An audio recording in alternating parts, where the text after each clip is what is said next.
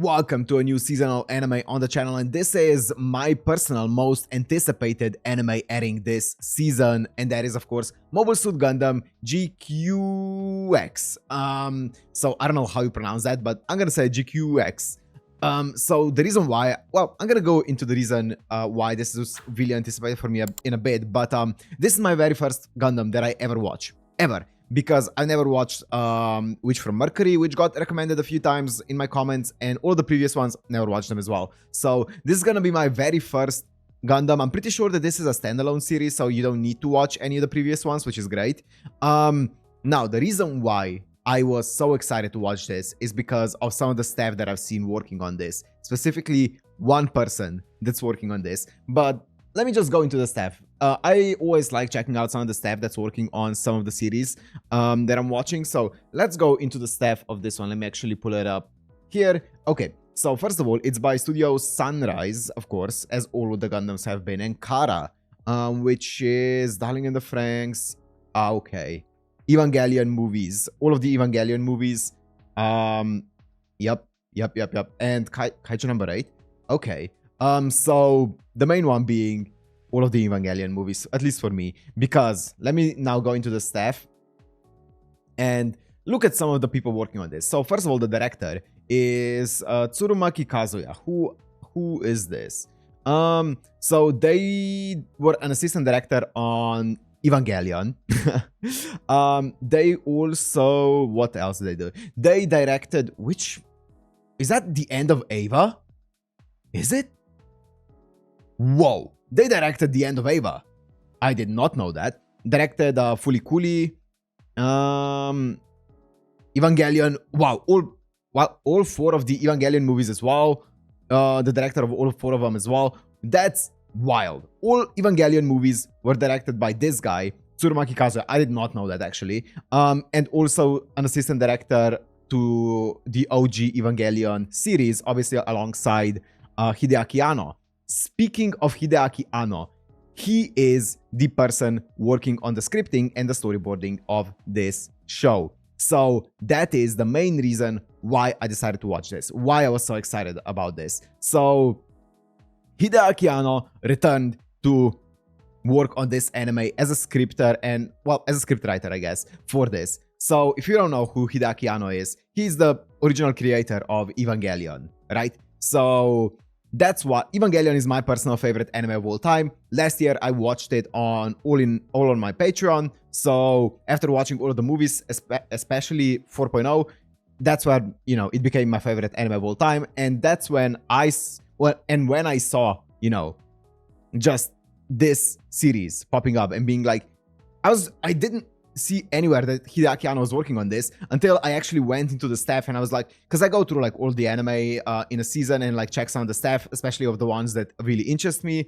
on like first glance. And I saw this one, I was like, you know what, let me check the staff. I'm probably not gonna watch it because it's a, you know, it's a Gundam show and I'm not really into Gundam. And then I checked the staff and I saw Hideaki Anno right there, and I was like, okay. Yeah, we're watching this. So yeah, Hideaki Anno also was obviously the director on everything Evangelion. So yeah, that's the reason why I'm watching this. Let me now check out just script and series composition is by Kidou Yoji, who did some of the scripting on the original Evangelion. Okay. Series composition for Bungo Stray Dogs. Oh, interesting. Script assistance on the Evangelion movies and some of the screenplay and stuff like that. Script and series composition for Redline, which I haven't seen, but I heard good things about. Series composition of Revolutionary Girl Utena, is that what it's called in English? So some really big OGs working on this. And then the last thing that I want to check out is the actual music. Who did the music for this? Is that gonna be the music? Wait, let me do Control F. Music. Not that. Okay, I think it's this. Terui Yoshimasa. They did the music for Jujutsu Kaisen, which, especially Season 2 had an incredible OST of Jujutsu Kaisen, so that's cool to see. Apart from that, nothing that I would know of. Okay, interesting. And, okay. Is there like an, you know, original creator or something like that here. I don't think so. I think that it's just probably up to like the series composition and like scripting and stuff like that. I don't think there's like one original creator of this. Yeah, interesting. Okay, so I said my reasoning why I am really hyped up about this. So yeah, I'm just gonna jump into this. Apart from those things that I just said, I know nothing about this. I know that obviously that Gundam is like a mecha show, and that's about all I know about it. So it's a mecha show, usually very political, but, and I know it started in like the 70s, I think, so an old running show to say the least. But apart from that, know nothing about it. As I said, haven't seen a single Gundam, so let's just jump right into this. So if you want to watch this uncut and unblurred, because obviously on YouTube this is gonna have to be blurred because it's an anime, then everything that I ever do that ends up being blurred or cut on YouTube is gonna be fully uncut on my Patreon, down in the description, which is, it's $1 a month, which is the lowest paywall I can set it to. And everything that I ever do, as I said, that is blurred or cut or anything on YouTube is fully unblurred on my Patreon. Speaking of Evangelion, that is a Patreon exclusive, and that's also everything like from Evangelion, from episode 1 till the last movie, is on my Patreon as well. $1 a month, down in the description. And let's go into Mobile Suit Gundam GQuuuuuuX episode 1.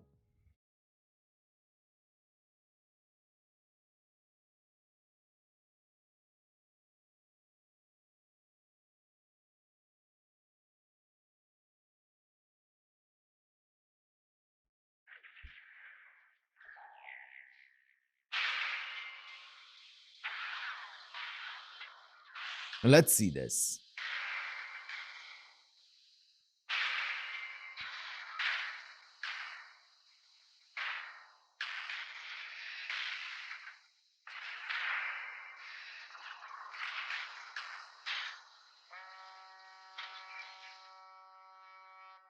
I wonder how artsy and depressing this is gonna go, considering the staff.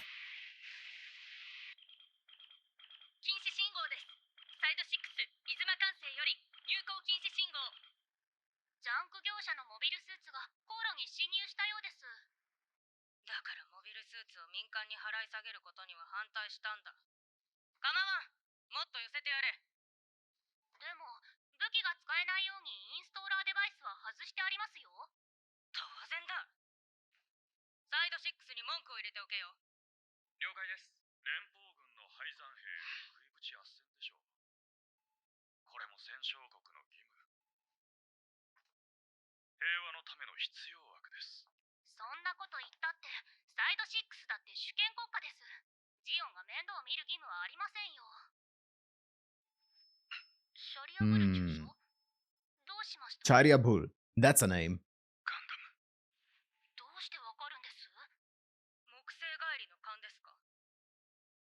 間違いない。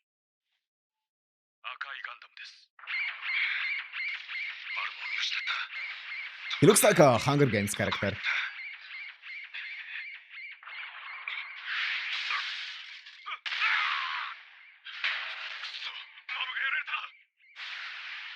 A red Gundam. So like Gundams are like the really good ones. So Gundam is the name of the suit. Okay, good to know.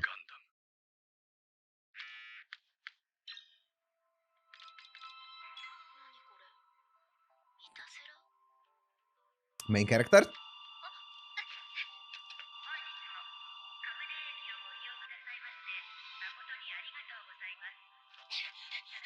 Deletes. Nice, nice. Nice Suika.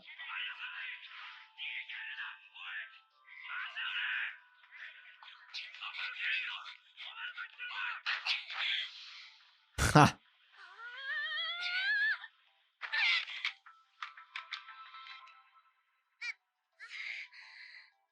Get need. I really like the art style. It's very unique.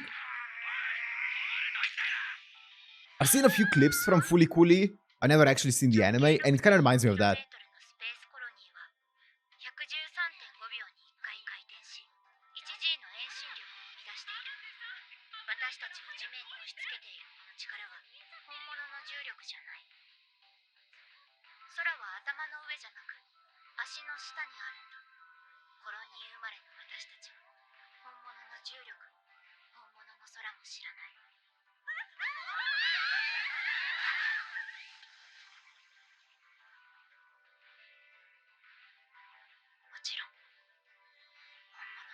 Interesting. So the colony is like the fake world created for like, well, people, colonies.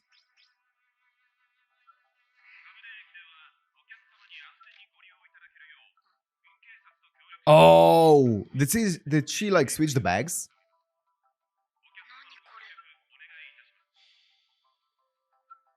Oh, wait, what? It fell out of. Oh no. It looks like a hard drive. Smart. Fullipedia.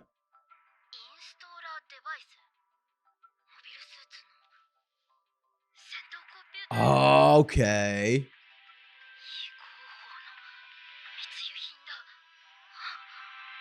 Lucky. Whoa, that's sick.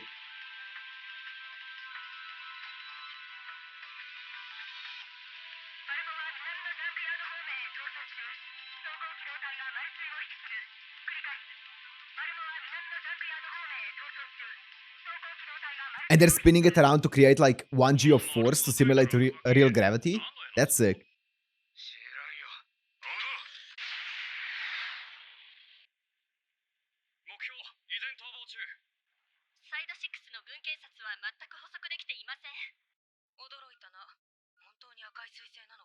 赤い彗星.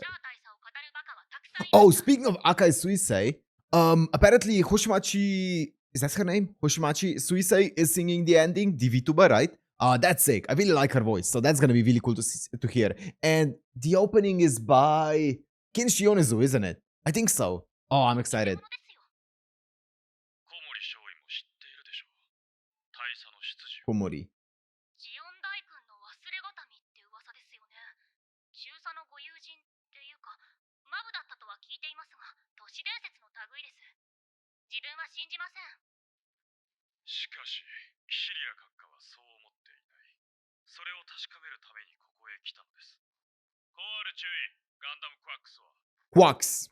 That's what they call it. Okay, Quacks. 騎士戦艦の訓練中でありますが。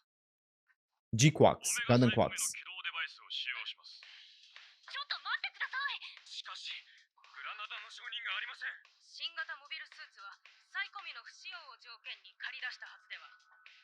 オメガサイコミはまだ一度も実戦で使われたことがないんです。万が一暴走してゼクノバを起こしたら。Whoa. その時は A Zack 我々 Nova. 全員マクベ中将の軍事法廷で。ゲロマズ。赤いガンダムを止められるのは同じ力を持つガンダムクワックスだけです。 Quacks. エグザベ少尉。オメガは特殊なサイコミです。僕に使いこなせますか？少尉はフラナガンスクール主席の才能と伺っています。でなければ貴重なサイコミ起動デバイスを託したりしません。あと、これ秘密作戦なのでもろもろよろしく。いや、よろしくと言われても僕はこれが初陣なんですよ。大丈夫。君もニュータイプでしょ。 So much terminology being thrown out in this episode, huh? In so many names. エグザベ少尉、ジークアックス、出撃します。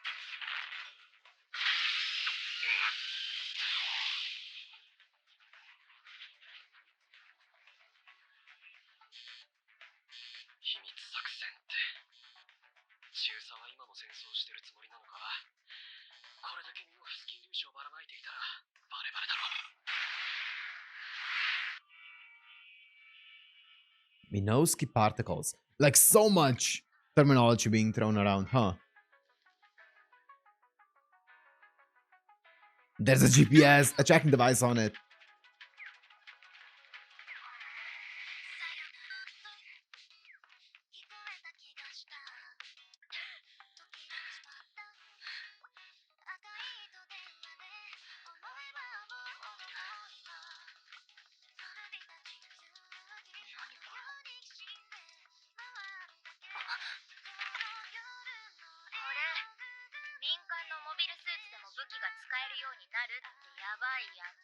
Yabayatsu. とりあえず謝ってほしいんだ。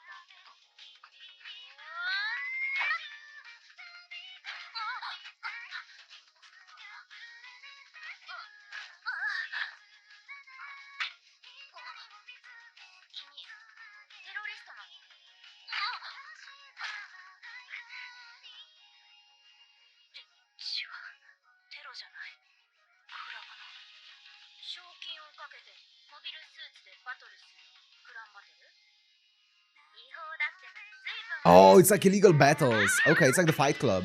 Interesting. Wow, okay. Is this where we're going with this?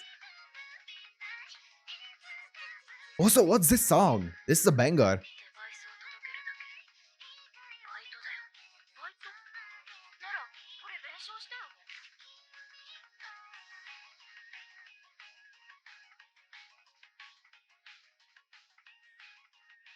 It kind of sounds like a Yoasobi song. 丸見えじゃないか。隠れようともしていない。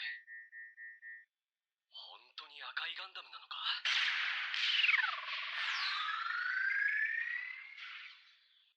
停戦信号は無視ならやるしかない。オメガサイコミ起動。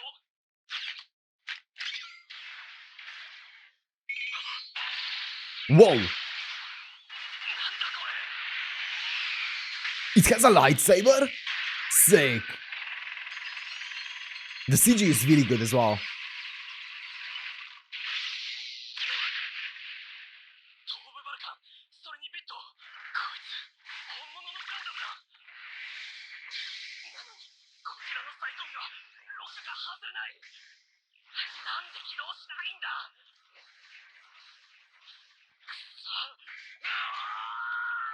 You think it's the wrong chip? You think that the chip that the girls have is the correct one? 運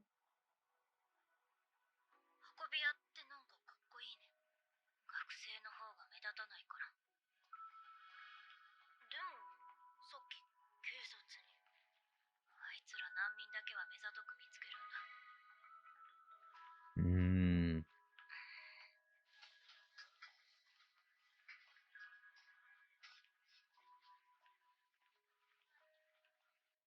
こんなところにあるんだ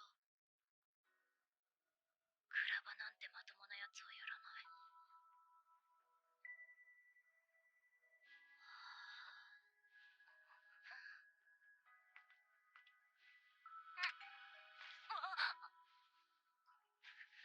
あ I like their こん chemistry. にちはお急ぎですか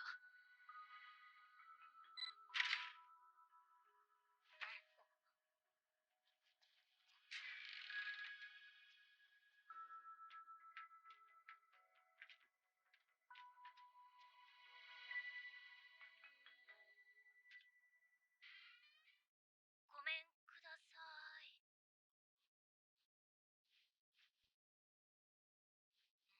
冗談じゃねえ。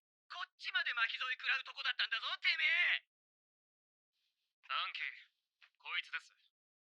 駅で軍警に追いかけられて。 Ooh, I like his voice. I definitely know his VA. たくデクノボーが運び屋がサツに見つかってんじゃねえぞ。それに直接来られちゃ困るんだよ。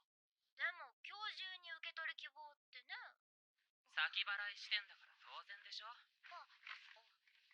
てめえは誰なんだ。ああ付き添いっていうこうマブっていうかマブこれこいつさえありゃバトルできる。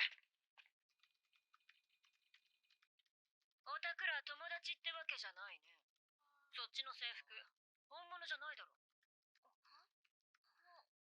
あんたクランバトルに興味あんのかい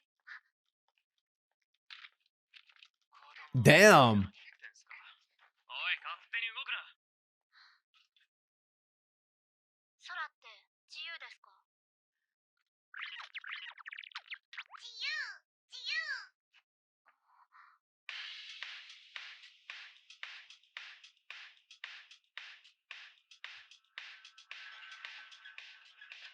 モビルセンスだ。地下から来るよ。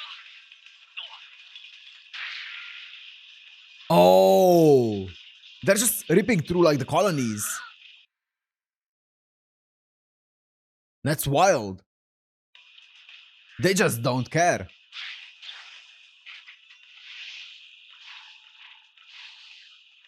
ちもガンダムじゃないのか。ガンダムここでビームを使うほど無法者じゃないか。しかし Mm. サイコミコントロールならもっと反応できるのに。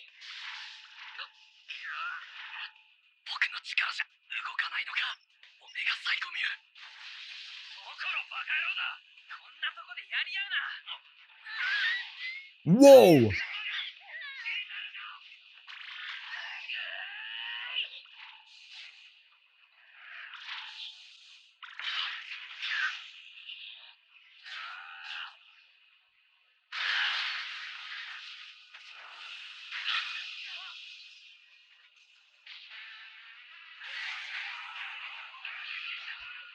Yo, that's sick. The design of the Gundam is so cool.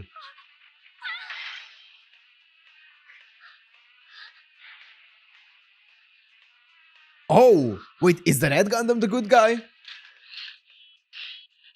系が無理させすぎた。まずいな。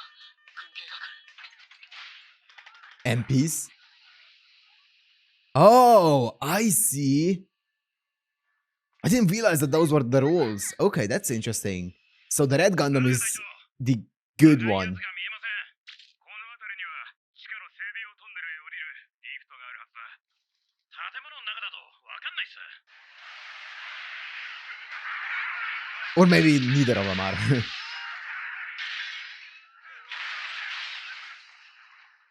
チ、屋根を剥がして探せ。どうせ難民どもの不法建築だ。了解。 Whoa! This reminds me a bit of Code Geass. シオンが戦争に勝ったってスペースノイドは自由になるの。いつまで経っても苦しいままだ。まずい、ザクを隠せ。隠せったって。戦わないの？軍系とやり合うバカがいるか。そもそもデバイスが壊れていてバトルできないんだよ。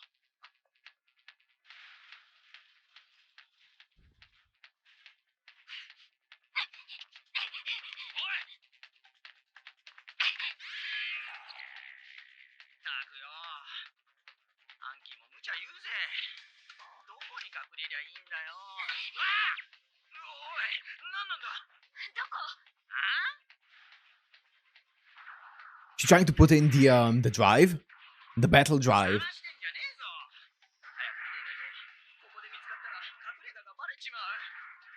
はハンドルの下。何のつもりだ。あいつらをやっつける。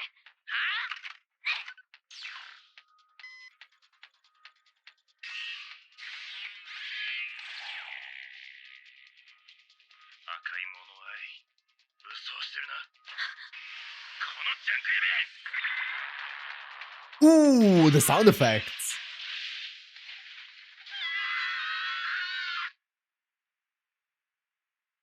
今は使われていない整備用トンネル。一応機密はあるみたいだけど、ここなら隠したことになるのかな。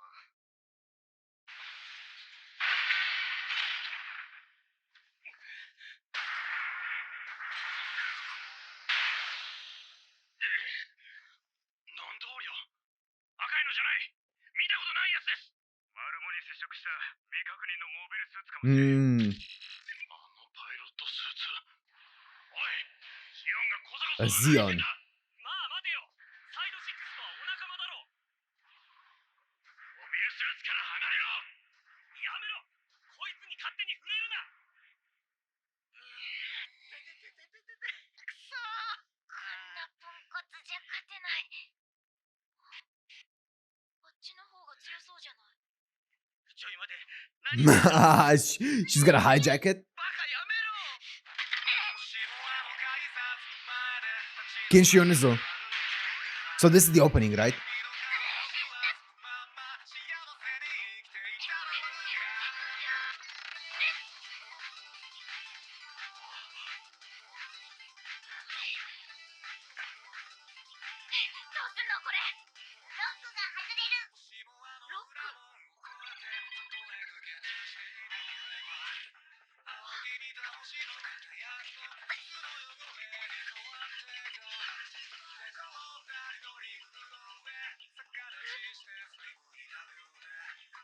Oh, that CG is so clean.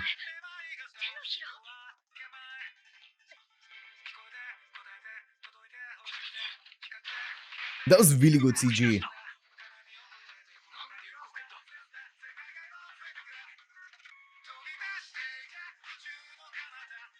The audio on YouTube is gonna be murdered in this part, but it is what it is. オ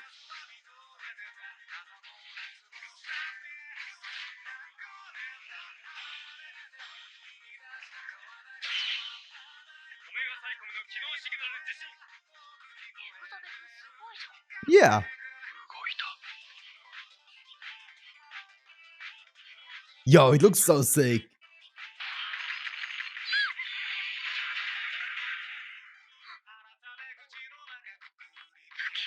武器は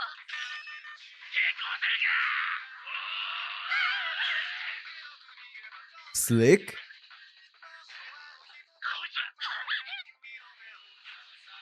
It's basically autopiloting.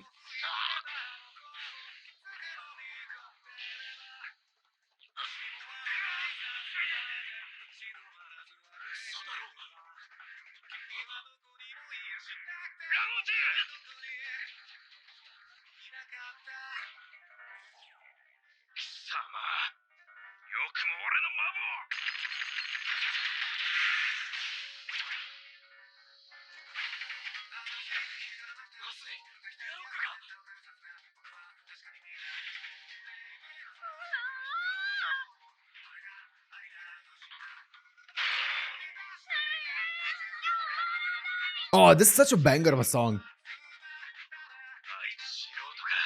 無駄な抵抗しやがって。空に散れ。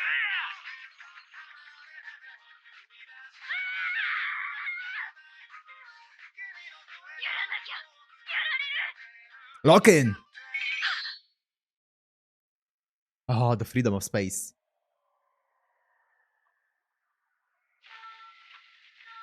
何これ。キラキラ。 Kira Kira? Doki Doki?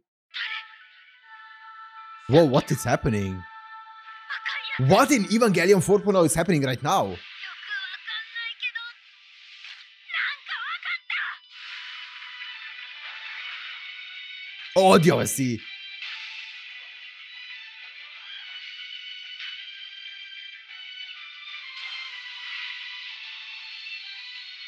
いつらもマブなのか。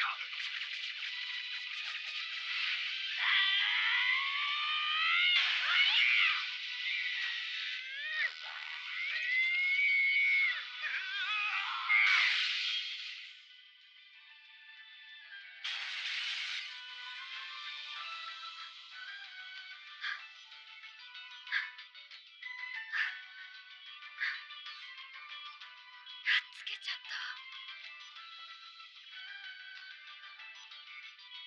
誰なのあいつ。 Who is the Red Gundam? ガンダムです。来ます。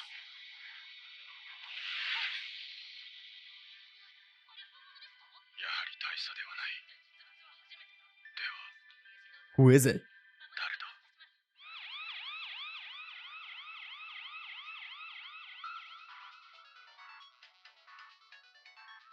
Interesting. Is that the end? Oh, here is Suisei.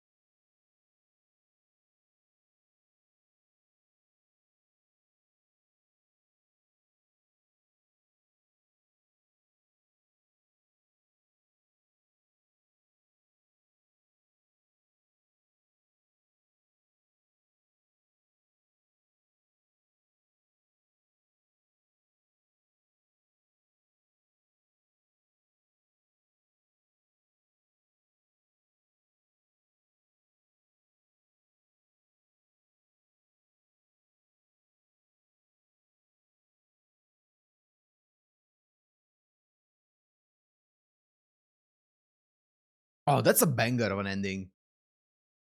And I'm guessing this is the preview? It doesn't say, but I'm gonna guess that this is a preview for the next episode, right?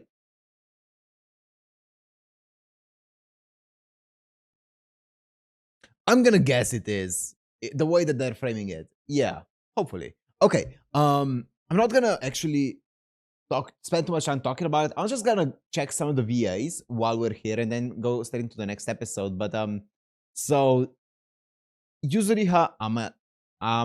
So that's the main character. Is voiced by Kurosawa Tomoyo. Kurosawa Tomoyo. Oh, yes. That's where I know the name from. It's Phosphofolite. It's also Misaki or Michelle in Bang Dream. Vash the Stampede. Kumiko. Okay, Rebecca. Just a bunch of huge names. Yeah. That makes sense. And then this girl is Ishikawa Yui. Okay.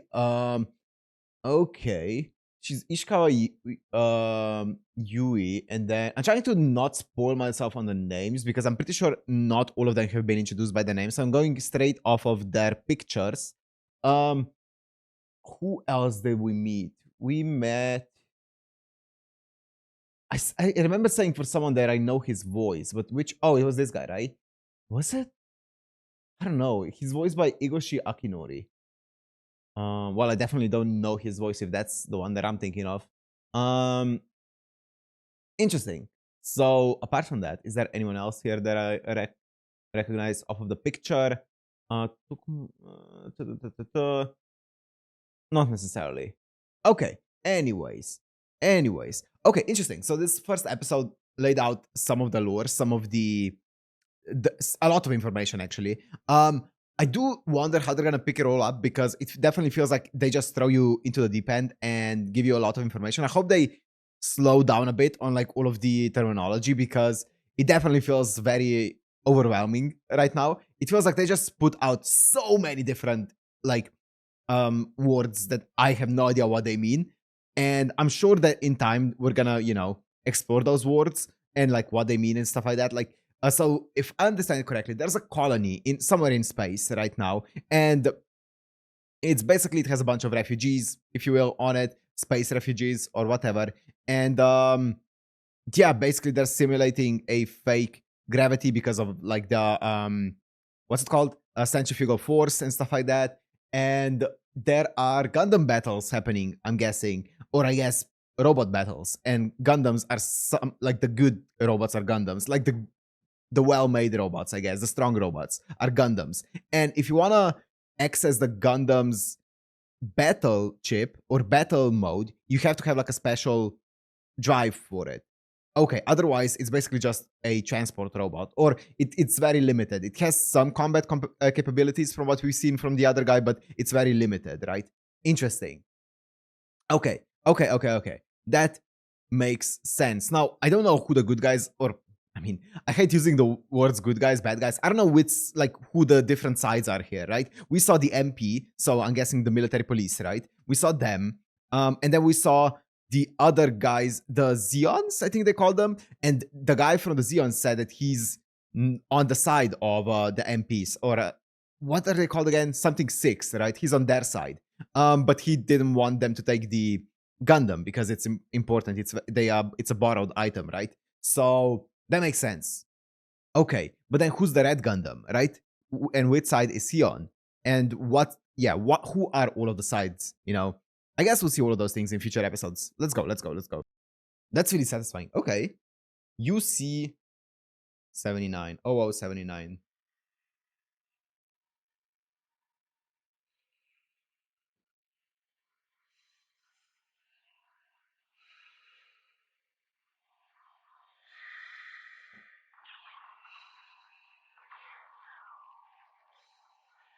The MPs.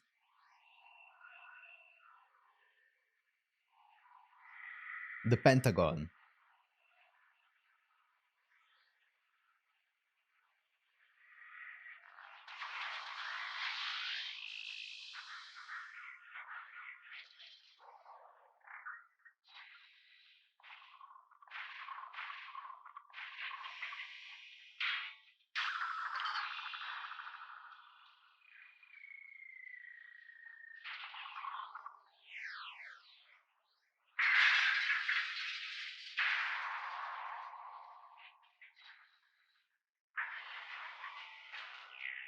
スレンダー、君はここに。Slender, okay. は、少佐。デニム、降下中も通信ケーブルの距離を保てよ。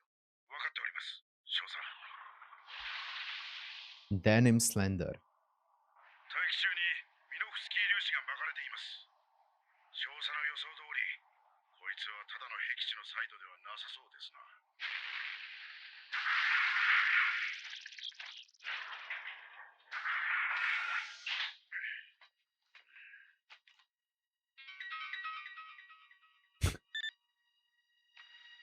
どうやら軍の施設は右上のブロックのようです。出勤時間のはずですが、車が1台行っただけです。やはりな。 Whoa, he 追 looks 跡していた船の wild. 入港に備えて民間人は避難している。ということは連邦軍の V 作戦をキャッチしたと見るのが正しいな。置いてきたジーンが悔しがります。ポートへ入った木馬型の心臓戦艦に運び He 込まれ looks る前に sick. 破壊するぞ。しかし我々は偵察官任務と。私がみすみす手柄を逃すような男と思うか。 The White Gundam. 白いガンダム。 I guess, is this like the title of the episode? ジーンのザクの修理はまだか。少佐はすでにサイドの中だぞ。しかし何も少佐自ら出向かずとも。赤い彗星の勘だそうだ。勘ですか。まあ少佐もまだお若いからな。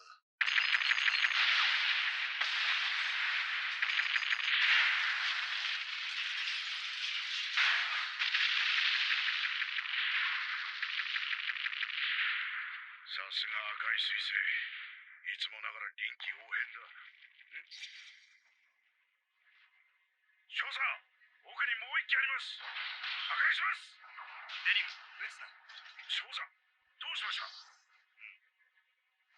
援護を頼む。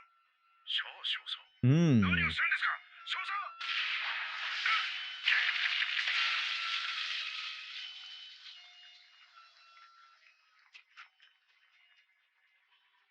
Is this the Gundam? It is, right? This is the Gundam. 連邦の技術者は前線を知らんと見える。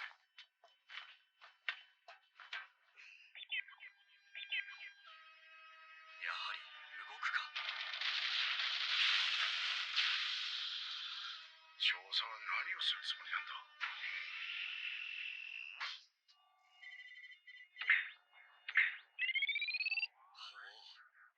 ほう、5倍以上のエネルギーゲインがある。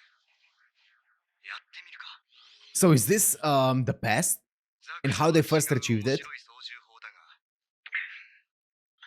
頭部がカメラセンサーだけでなく銃座も兼ねているのか。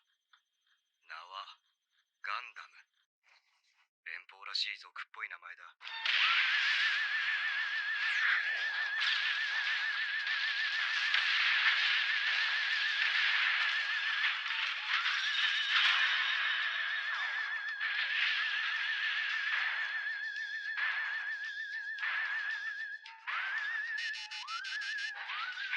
少佐、敵のモビルスーツが動き出しました。赤いのは部品だけと思っていたが。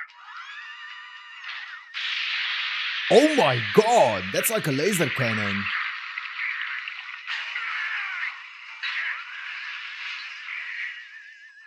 モビルスーツだ。ビーム砲を装備しています、少佐。 Beam cannon. デニム、私がやる。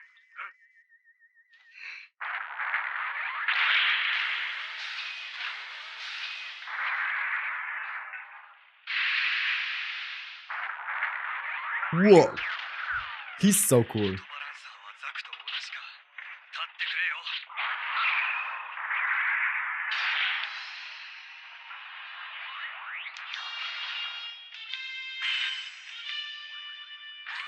これか。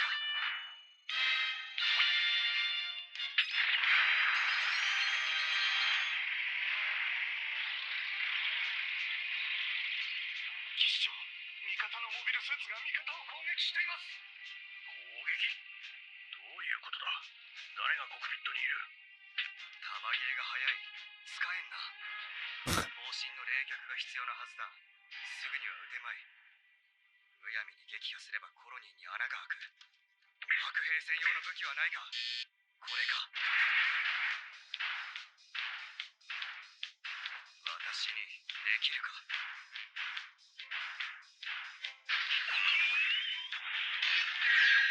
Nice. Oh, dodged it. Point blank dodge.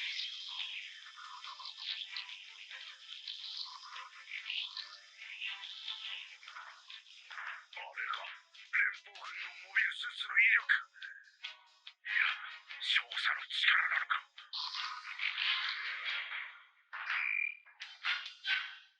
It kind of looks slim though. 初めてのモビルスーツ戦。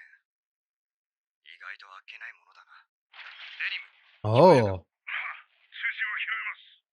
So yeah, this is like ドッキングベイを抑えろ。 very much in the past. キャノン03、大破した模様。出航指示はどうした。管制室、 It said like year 79, but I don't know what the previous one was. 機は赤い札との報告です。 The present, I guess. ガンダムがドック内に侵入。ここへ来ます。 He looks so much like the guy from Evangelion. What's his name? The assistant to シャーのガンダム。 君らの船もいただいていく。 to Shinji's dad, whose name I'm not forgetting. Oh, それとも私の運が良かったのかな。いや、あの時のひらめきが全てを変えた気がする。 interesting.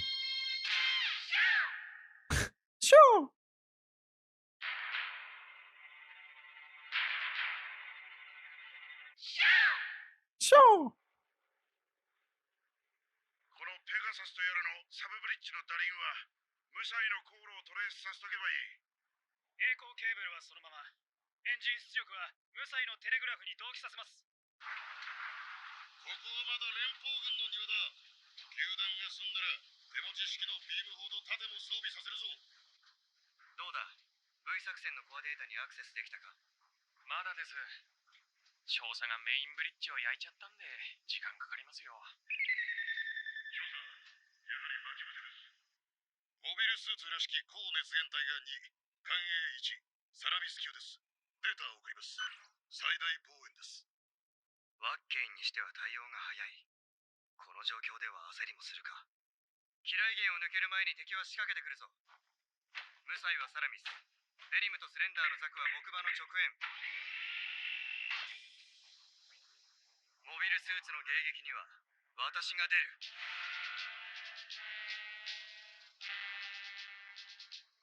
モビルスーツをカタパルトで射出とは、連邦も面白いことをする。さて、オペレーションマニュアルを確認。装備チェック。出力異常なし。ガンダム出る。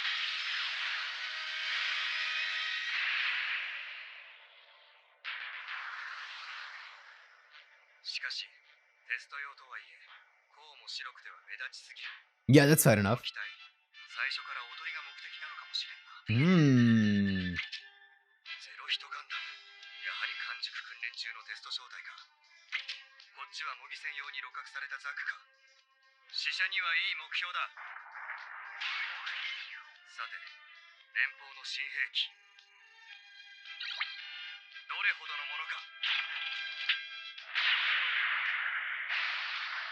Oh my god, that weapon is absurd. この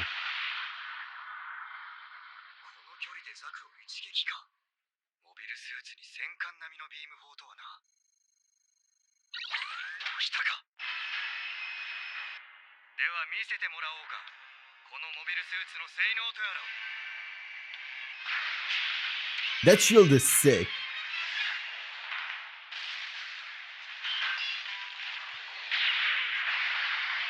Nice.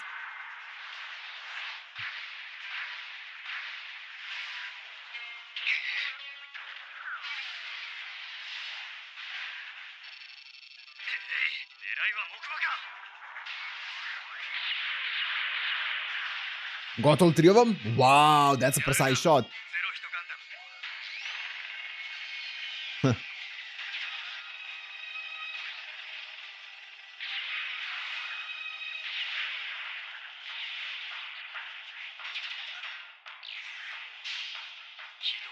やつも同じか。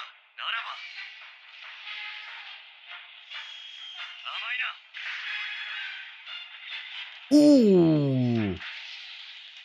Knocked it out. 遅い。 Oh, this battle is actually sick.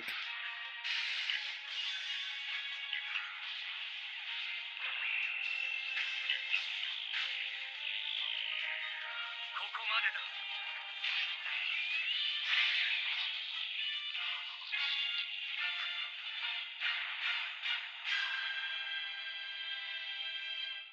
ガンダムか。このモビルスーツが今後の戦略の鍵となるのかもしれんな。 Okay, so this is how it started, right?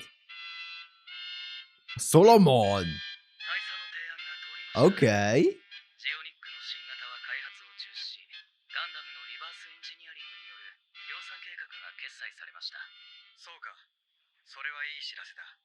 しかしドズル中将は反対されていたはずだが、キシリア様が説得されたという話です。 Solomon is in like King Solomon, right? Interesting.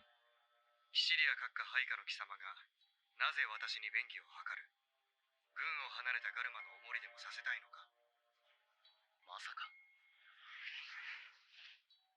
このソドンと改名された強襲揚陸艦とガンダムをグラナダへ届けていただきたいのです。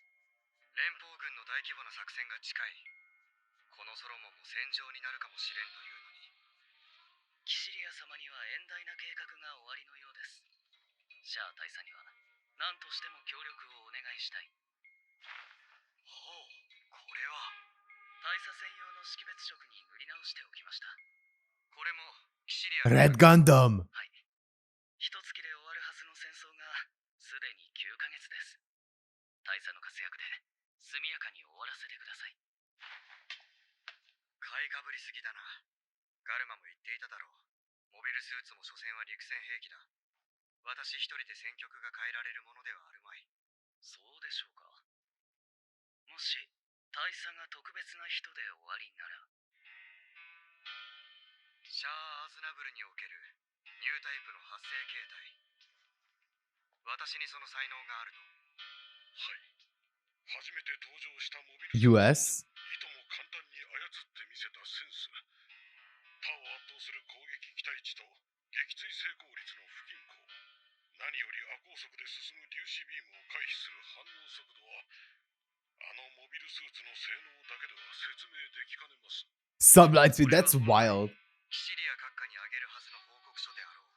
そのコピーをなぜ私に見せる。フラナガン博士、貴様私に何をさせたい。私は一介の技術者です。人の確信が本当にあるのなら、それを見届けたい。それだけの男に過ぎません。私の他にニュータイプはいるのか。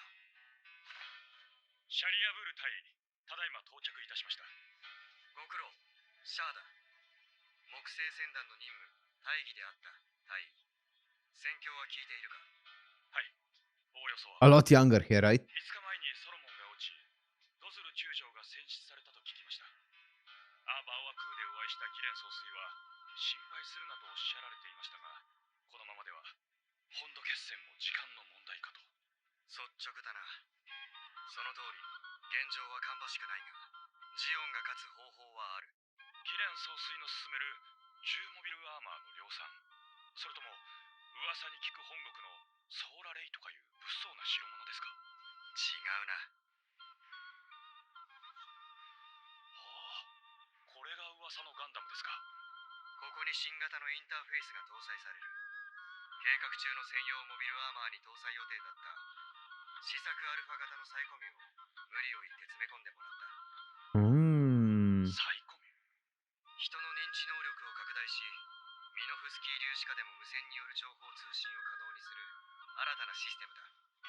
あれはサイコミュを介し、操縦者の脳波に直接反応する無人攻撃機。Oh, that's what they were. We saw it earlier in episode 1. 例のニュータイプというお話ですが、私はただ勘がいい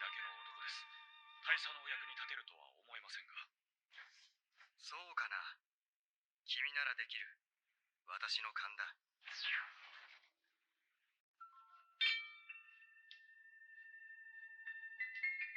世紀のボルドーの左岸ですか。こういう時に疑似重力があるのはありがたいですね。ギレン総帥に何か含まされてきたのだろう。はい。大佐のようにうまくは立ち回れません。そういう君の不幸は理解しているつもりだ。貴公が総帥と騎士リア閣下の間で苦悩する必要がなくなるいい方法がある。いかなる方法でしょうか。それは私と組むことだ。シャリアブル大尉。ニュータイプ全体の平和のために、ひいては人類全体のためにと言っておこうか。何にせよ、この戦争に負けるわけにはいかない。君にも存分に活躍してもらう。戦争に勝ってその後は。人の心を覗きすぎるのは良くない。我々の間には隠し事などなくなるのだからな。私はまた友人が増えたようだ。よろしく頼む、大尉。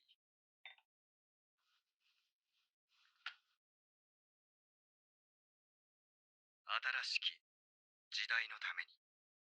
第4証言クリア。コンペイトの守備に時計なし。ミノフスキー粒子戦闘濃度を目視による索敵を継続せよ。 So the other side is the Federation that they keep talking about, right? So it's like Xeon versus the Federation.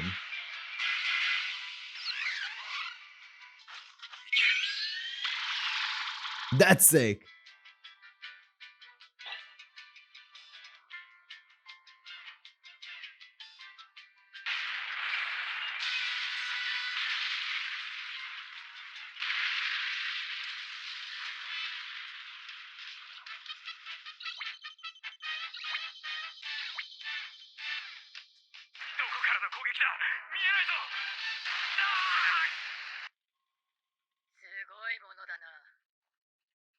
シャアとシャリアブル2人で仕掛けたのか。はい。連邦軍の主力艦隊が停泊中です。警備は厳重なはずでありますが。ニュータイプ恐るべしだな。戦局の切り札ともなれるサイコミだ。実戦投入を急がねばならんが、問題はギレン兄か。総帥の唱える人の確信は口先ばかりだからな。Reformation of humanity. そしてジオン軍はマクベ艦隊を主力とした健康一滴のルナ2攻略作戦を発動。犯行に転じた。 So I was wondering what kind of story this is gonna go, like what kind of direction this is gonna go in, because Gundam is known for like being very political and stuff like that, right? But I did hear that Witch from Mercury is not so much politics like with nations, but more so like stocks and stuff like that, right? Politics with like stocks and economics and stuff like that. And it was more centered around that because it's a bit more on like the newer side, right? So I was wondering if this is also gonna be, you know, exploring a new side of things when it comes to like a Gundam story, but it does feel like this is more traditional, old school politics story, which is fine, which is completely fine. But that's interesting.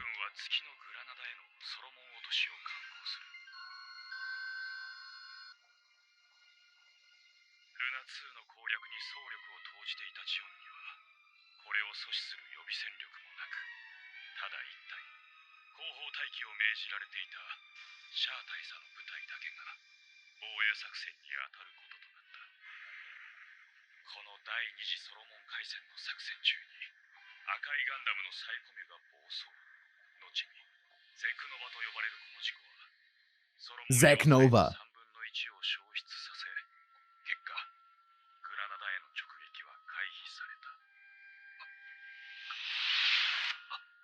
That's what they mentioned in episode 1.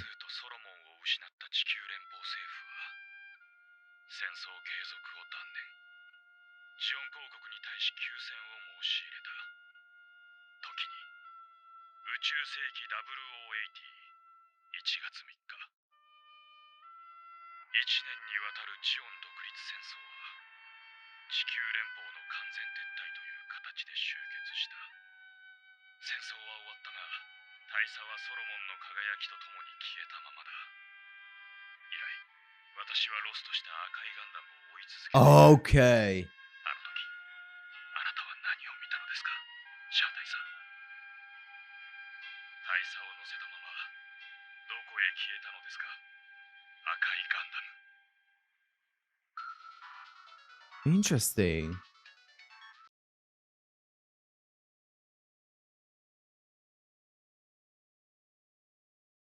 Continues with episode 1? What? Oh, I'm guessing the next episode continues from episode 1.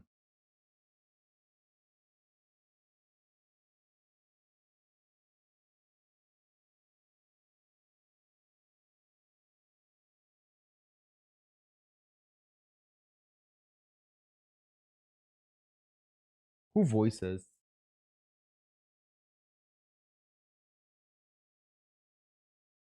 Chad. Shin Yuki.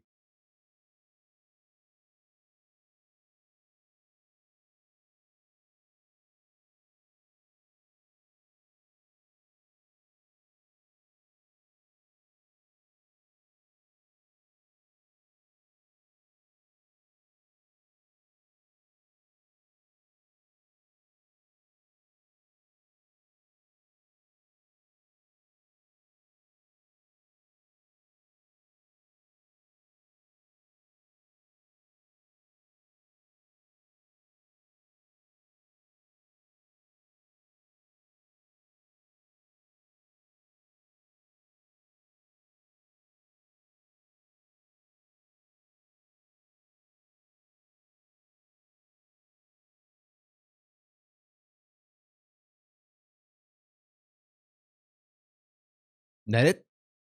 Yes, that's it. Okay, so that was a lot. That was a lot. So, okay, this was the backstory, obviously, of how, well, what the red Gundam is, what this white Gundam is, like the history behind Zeons. So basically, we saw the entire Zeon independence, like War of Independence for Zeon, how they came to be this bigger nation that they are now. How they were fighting against the Federation, who, like, they're no longer fighting supposedly, or at least they said that the Federation has pulled out of the war. Out of the war, right? So there's no longer a war happening there.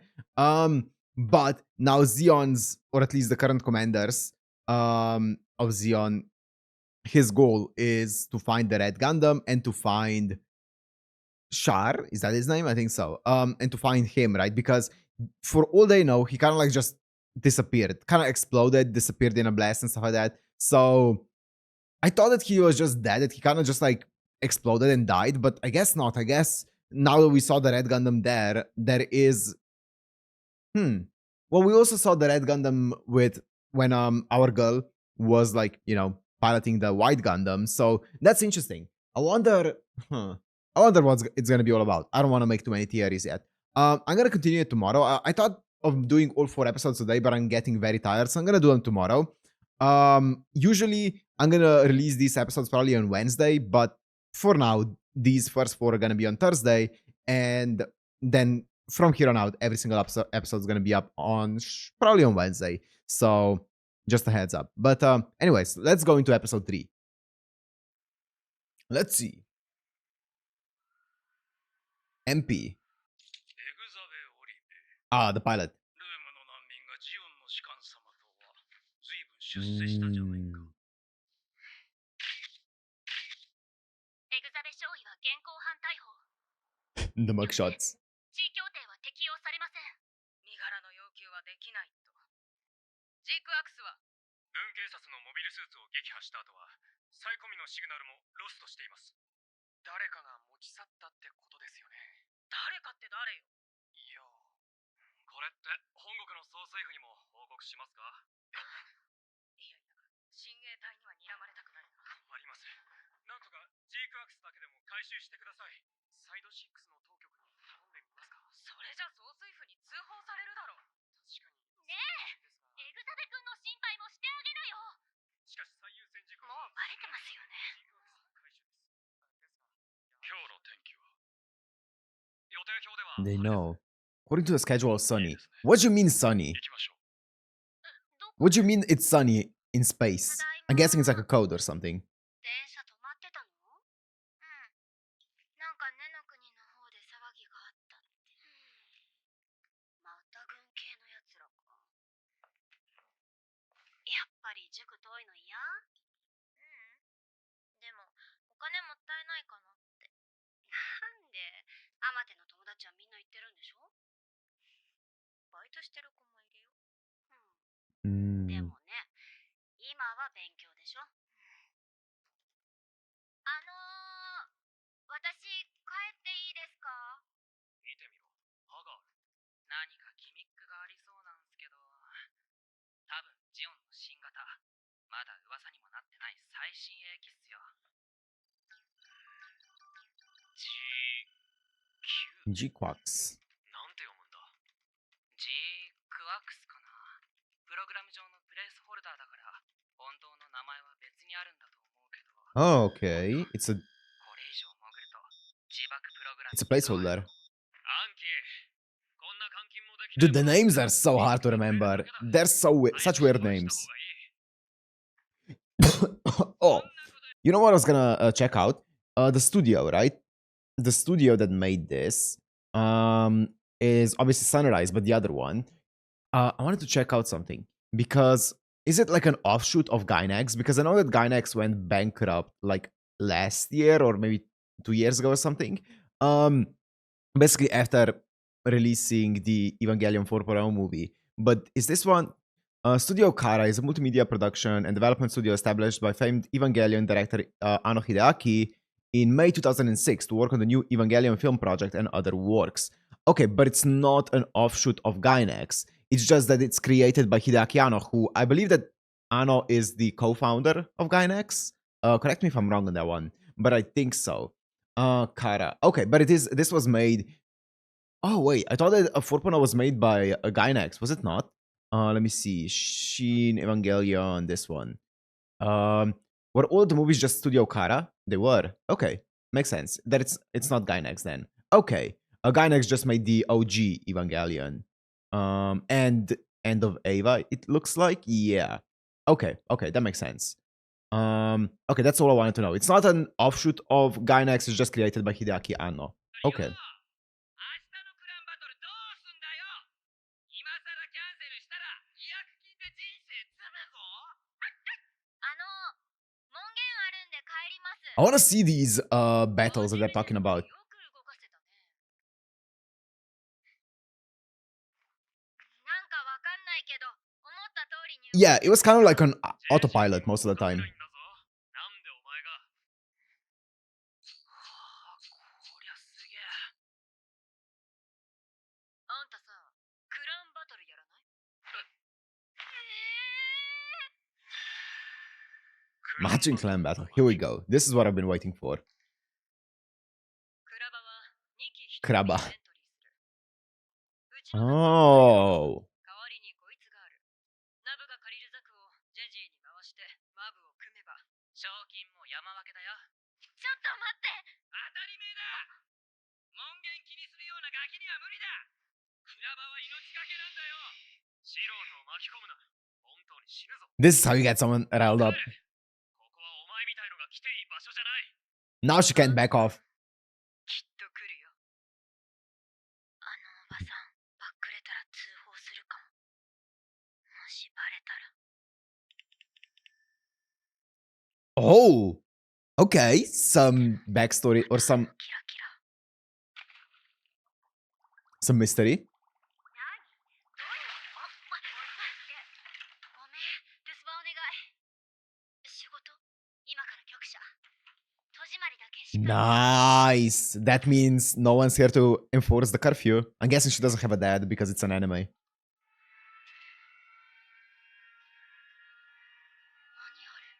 なんだと？こいつ一人のためにそこまでするのか。 Whoa. Maybe it's better that she doesn't have a dad, considering this is a Hideaki Anno work. むちゃくちゃですよ、こんなの。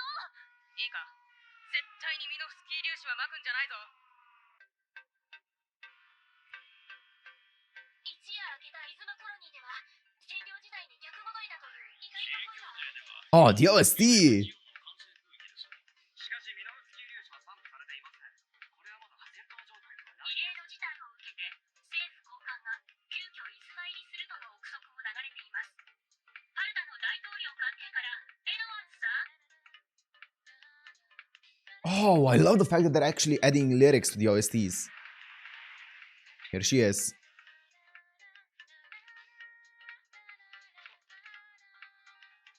目立ちすぎだろ。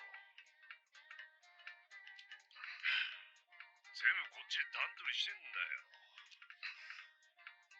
ブツ渡して金受け取ってくるくらい鍵でもできんだろ。次ヘマしたらクビな。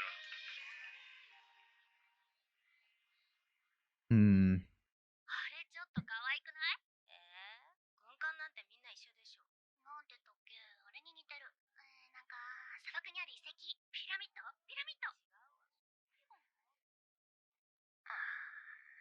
素人を巻き込むな。本当に死ぬぞ。Doubting someone is the best way to get them motivated. と一緒なら怖くないのに。ガンダム。赤い水星のシャア。 Here we go. 変なマスク。 He reminds me of someone though. I don't know who. Like Saint Seiya or something. 希望の紙書いた？お？どうした？うわ！早退する！大表、カバン忘れてるよ！間違いない。昨日見たあの落書き。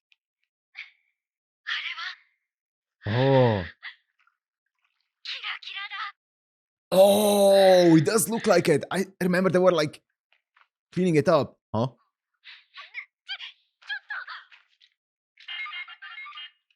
君も向こう側見えた。向こう側。 I like his voice. 僕は修二。私よ、もう。 It's a pretty boy. マチュ Shuji. って何よ。とっさにちっちゃい頃のニックネーム出ちゃった。 Oh, he did it.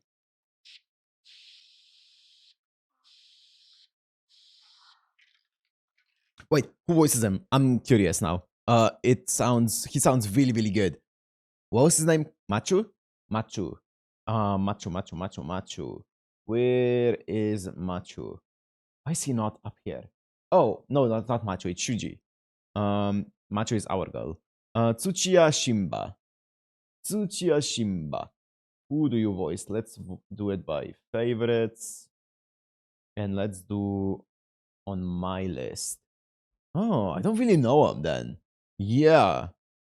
He voices Sotin Deo team in Pokemon. Okay, I don't know him. Interesting. That's cool though. He has a fantastic voice. やっぱり間違いない。これって昨日のキラキラ。ってことは。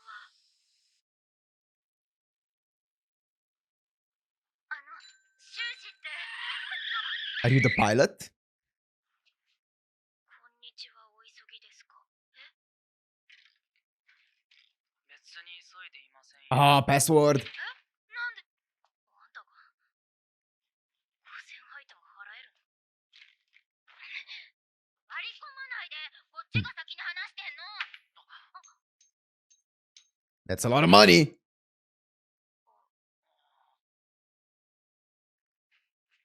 お金もうない。お金ないの？コンチどうしよう。コンチ。全財産なのに。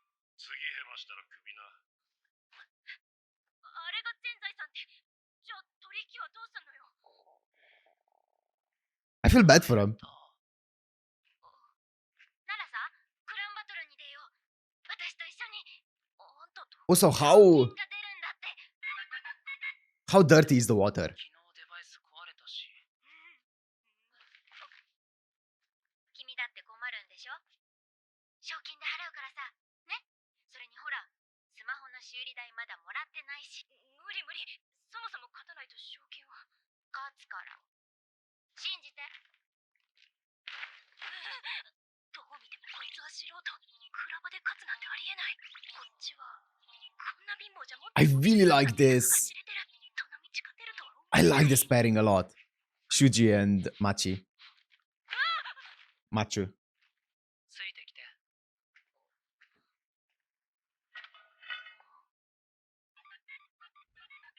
They're both such weirdos. I just love it.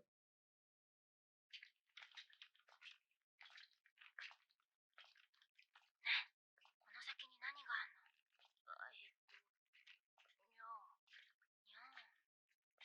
意外と可愛い名前。 Nyang. That is a very cute name. Nyan, Machu, and Shunji? Shuji?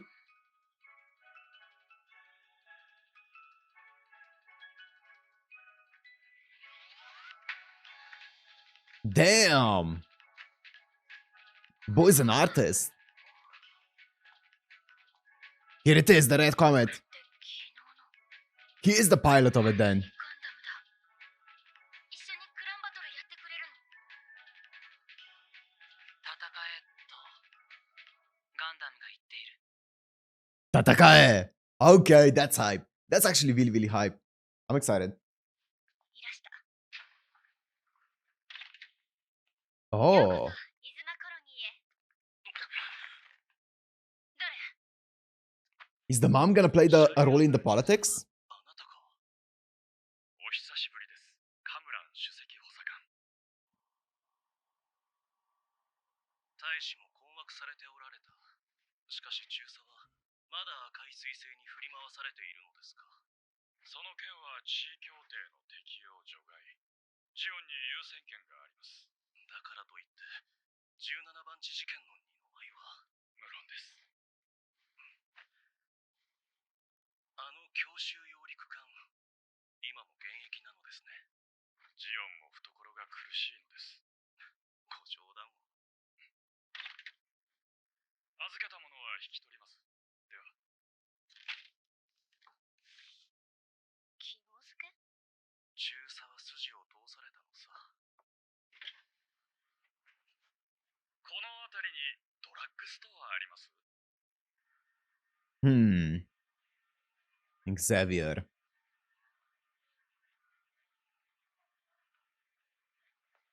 So were they talking about the weather on here?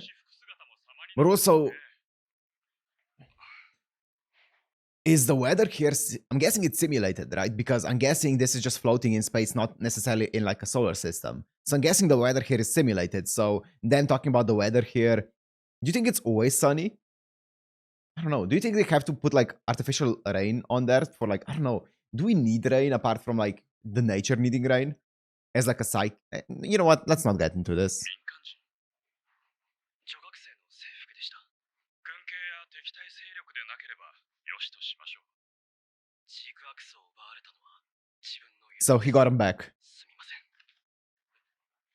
傷、痛みますか？もう時間っすよ。 He definitely feels like he cares for his people a lot. That's cool. エン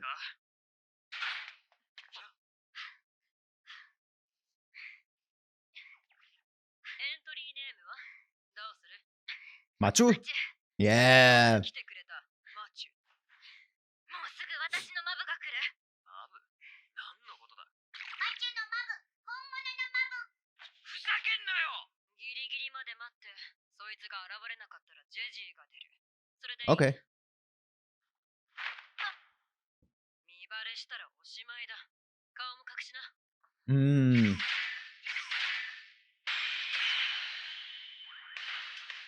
It's such a cool design of a Gundam. クランバトルはモビルスーツ2対2のマブ。 So badass. 相手の頭部を破壊すれば勝ちだ。ルールはそれだけ。それだけ？他は何でもありってことか。ありありの。 Oh, that's cute. All is allowed. 指定されたバトルステージには直前にミノスキー粒子が散布される。だが、実況配信が始まればすぐに軍警が駆けつけてくるぞ。それまでに蹴りをつけろ。 Oh, that's so 制限時間は cool. 約5分。コロニー校舎の管理ログに残らない5秒間だけエアロックを開くよ。その間に外に出て。2、1。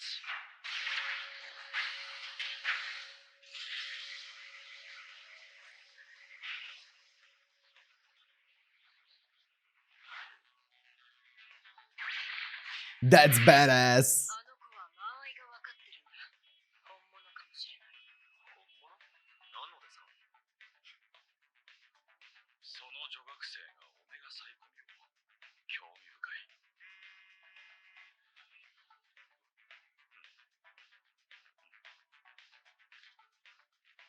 GQuuuuuX が動きました。いつ？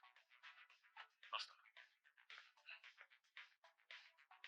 これってジャンク屋たちが始めたなんとかバトルってやつですよね。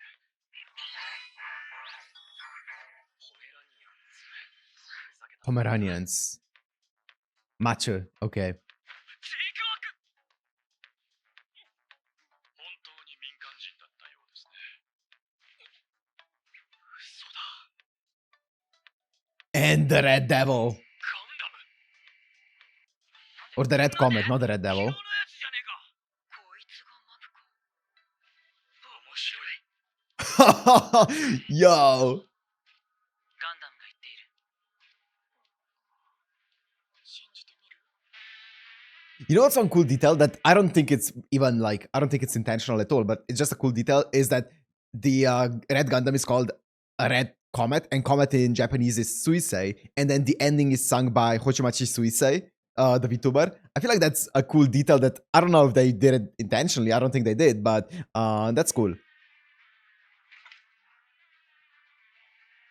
シュウジ、来てくれた。マブが来た、マブが来た。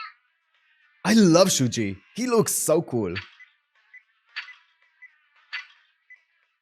Oh, that's so stylized. That's awesome. 何？始まったの？敵はどこ？動きすぎだ。あれじゃ丸見えだろ。先に見つかっちゃダメなんだよ。どこにいるの？ Well, the problem with this Gundam is that it is very noticeable, right? They said that in the previous episode.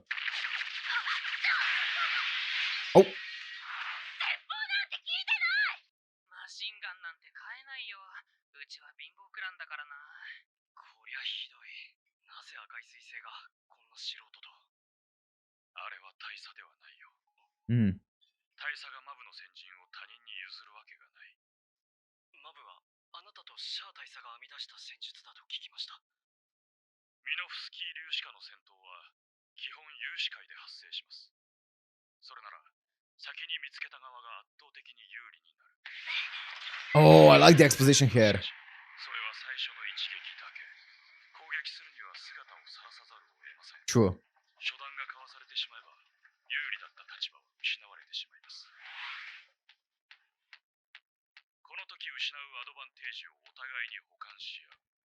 これがモビルスーツ2機1組の MAV、 通称マブ戦術と突撃機動軍の教本にあります。 I see.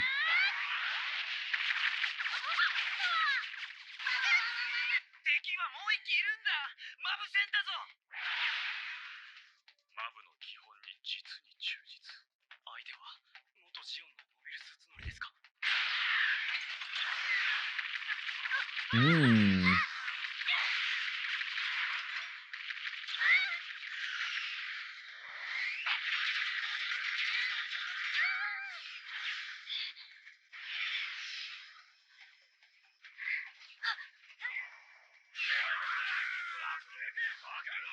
Ha! Traffic on the lane. こりゃダメだ。完全に狙われてんじゃねえか。素人だってバレてん Well, だよ。 Shuji's gonna have to step it up. ここまでの全ての攻 Yep. 撃を回避しています。扱いの難しい GQuuuuuX がよく動く。これってサイコミだけで機体制御。危険です。もしゼクノバを起こしたら。 Mm. このパイロット何者ですか？クラッカー？違う。 Oh, it's a flash.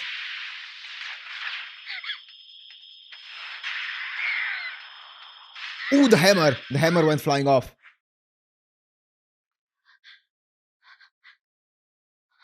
You think he has the knife? The lightsaber? シュウジはどこ？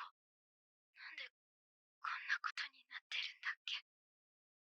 私、死ぬ？ Here we go. The Kira Kira. キラ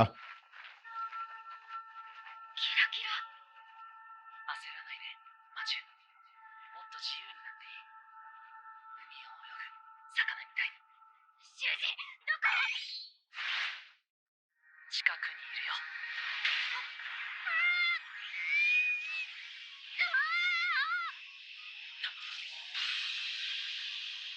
Oh no! He's getting too teamed.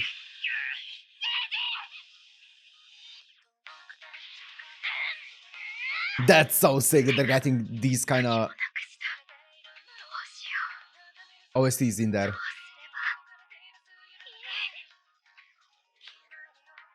いい？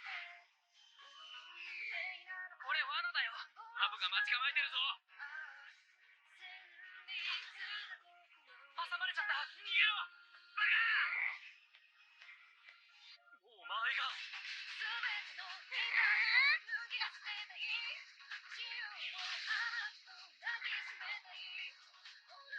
ヒートホークどっから飛んできたまさか軌道を読んで誘い込んだのかどこまで見えてるんだ They did that?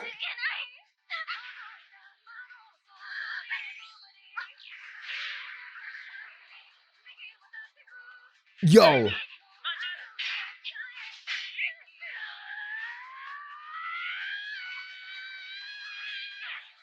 Whoa! That was sick animation. Wait, okay.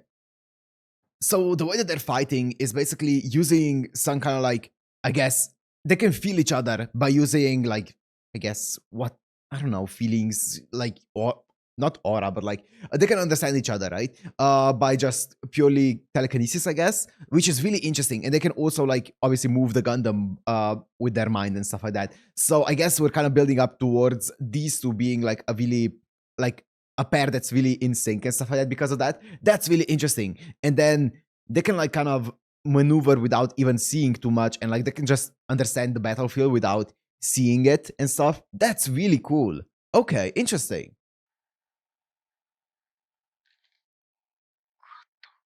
And the Kira Kira is like them being in sync. When their like minds are in sync. マジで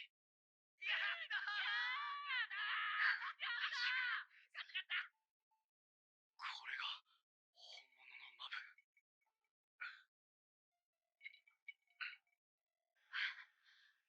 I wonder why they're so compatible. Is it only the machines, or is it the pilots, or is it both, or... 逃げた方がいいとガンダムが言っている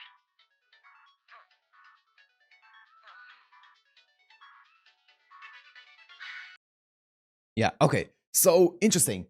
I feel like we got a lot of really cool exposition in this one. It definitely slowed down on a bit of the, you know, I guess, lore and just giving us names and giving us a bunch of like words that we don't know what they mean. So it definitely slowed down on that front, which I appreciate a lot. And it was like, you know what, let's just show you how it's happening without too much extra stuff, like extra politics, extra names and stuff like that.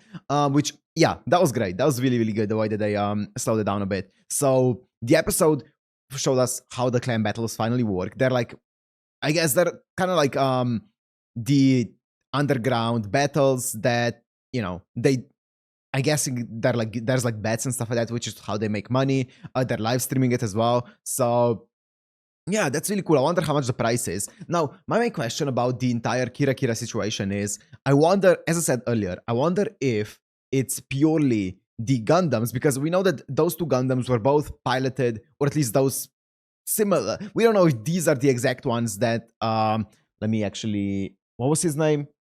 What was his name again? Char. Yeah, Char. We don't know. Wait,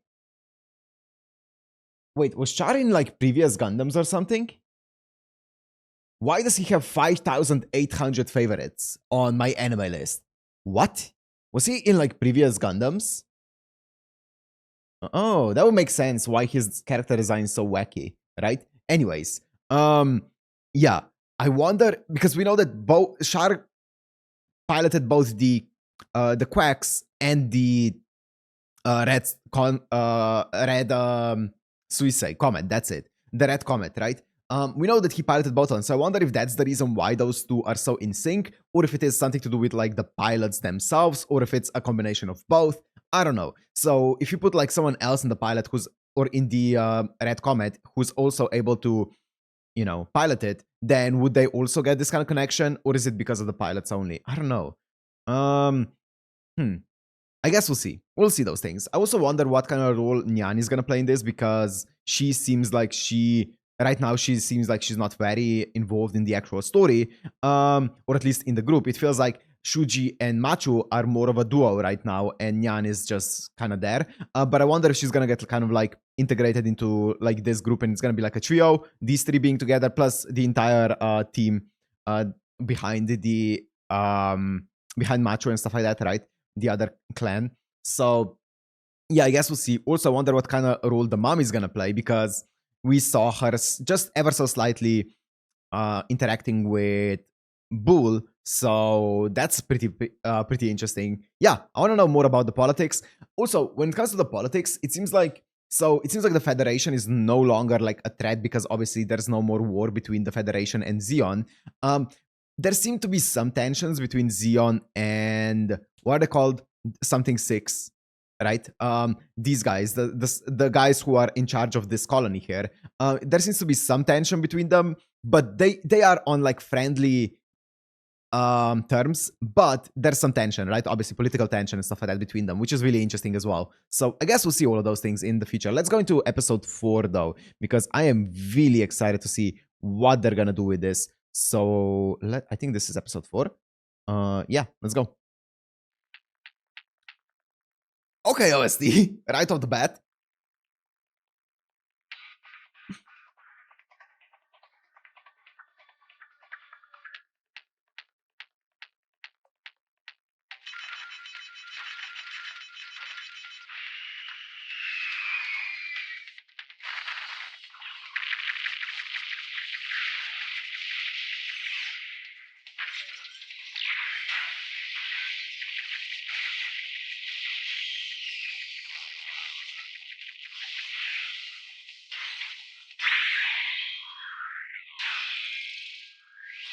Sick.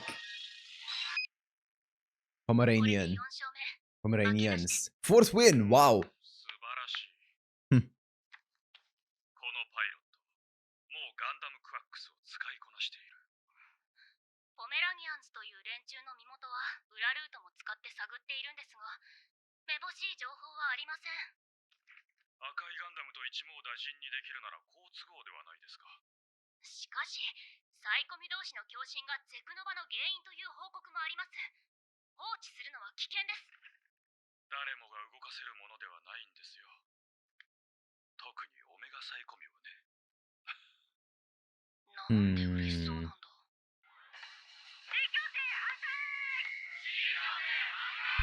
No Zeon.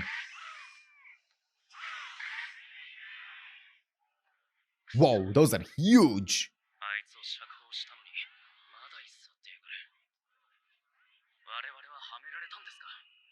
連邦に勝ったジオンの次の戦争はザビ家の身内争いだ。ギレンかシリアか生き残った方が宇宙を独占するんだろう。だから Oh, okay. So this family, what do you call them? Zabis? 我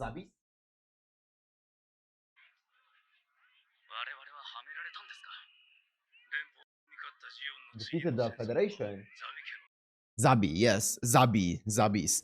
So this Zabis family is the royal family of Zeon, I guess, because he says, next thing that he says is whether it's Giren or Xilia. So Xilia we saw in episode 2, right? That she was like the princess or whatever. So Giren and Xilia are still like vying for power over the family. And whoever survives will control all of space. Is Zeon that strong then? Whoa, I didn't know that Zeon was like arguably the strongest power in in space right now. I wonder how vast the space race is. 邪魔者がいるのさ。例の赤いモビルスーツ。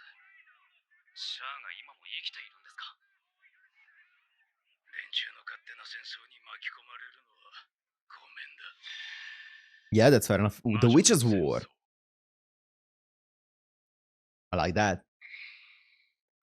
And jump back from politics to school. 何それカジノよオンラインの。え、待って待って500ハイト超えてるじゃん。よく見せて。でも18歳以下 NG じゃないの。 NG. 若よバレなきゃ平気。めっちゃ大金持ち。放課後ワンダラでパーッとおごっちゃうか。いいねいいね。15万ハイトってそんな大金何に使うのよ。 Eat. 何か欲しいものある。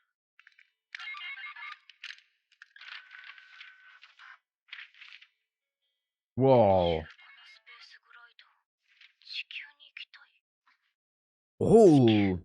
シャトル便なら1000ハイトあれば十分だよ。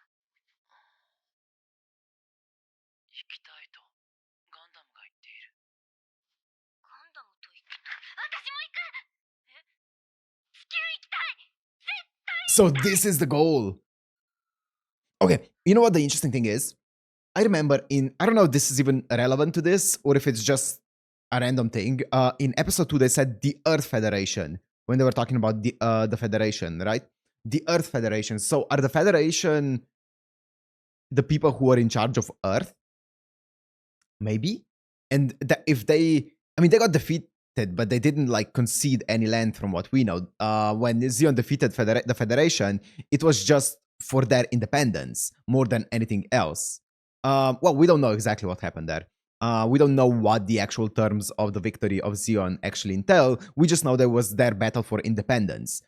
So I wonder if the Federation is actually in charge of Earth, or if it's Zeon in charge of Earth, or if it's a different nation. And as I said earlier, I wonder how many nations there are that are trying to vie for power, because right now we know of the Federation, Zeon, and this one here. I keep forgetting the name. I don't know why. Something 6.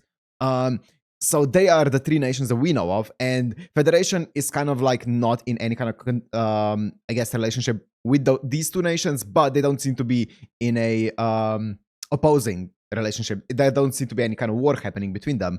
But the relationship between this nation, the 6th nation, and Zeon seems to be friendly, but also some tension between them, as always, because they still are separate nations. Okay. So that's the current situation, but we don't know how many. There could be like hundreds or thousands of different nations around the space, right? We don't know how many there are. Okay.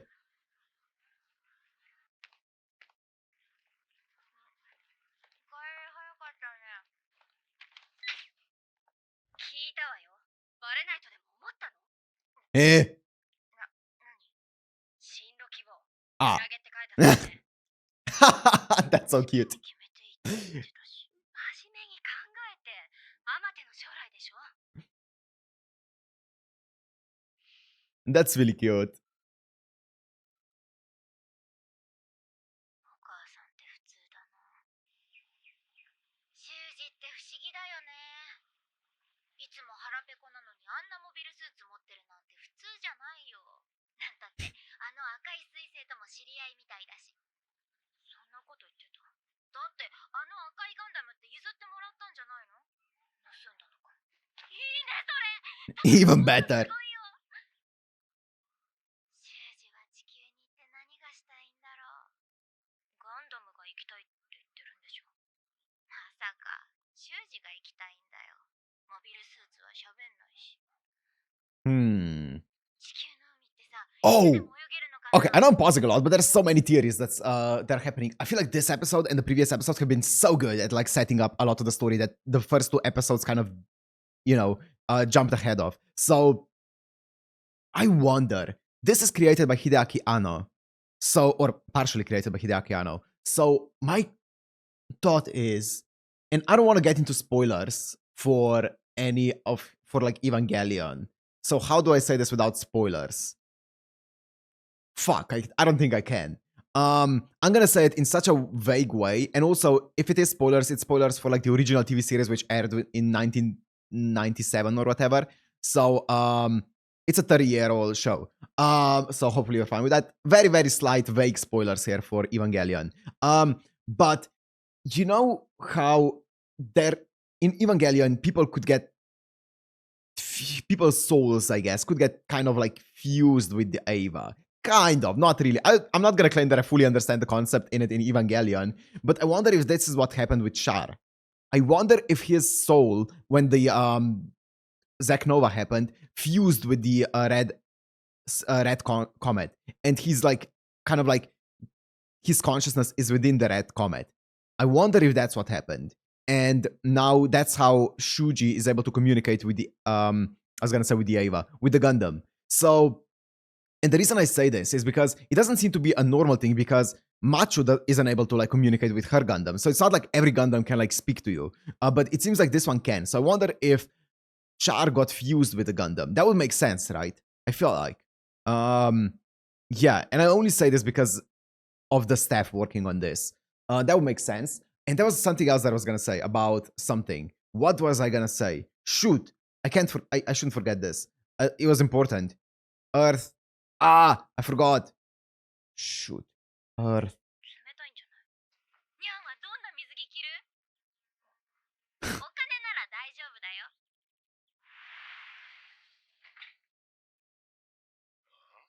もっと仕事くれ。なんだ、金が。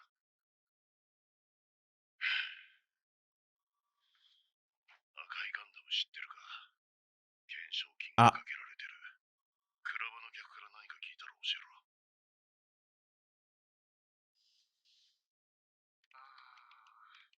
この腹減り虫って誰なんすか？うちが勝ててんのはそいつのおかげだ。あの世間知らずのジョーちゃんじゃなくてな。実は本物の赤い彗星なんじゃ。命を狙われてるお尋ね者だぞ。クラブで遊んでる暇なんかないだろう。やっぱうちらにまで秘密なのっておかしくないっすか？誰だっていいさ。 So they're not giving them Shuji's identity. 行ってきやー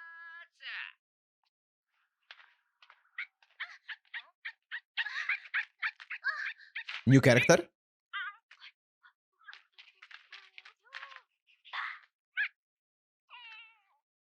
Poor thing. バカ犬っててめえ。何かお困りですか？入り口がわからなくて。金番って事務所なんですけど。それジャンク屋ですよ。そう、ジャンク屋さん。ご存知？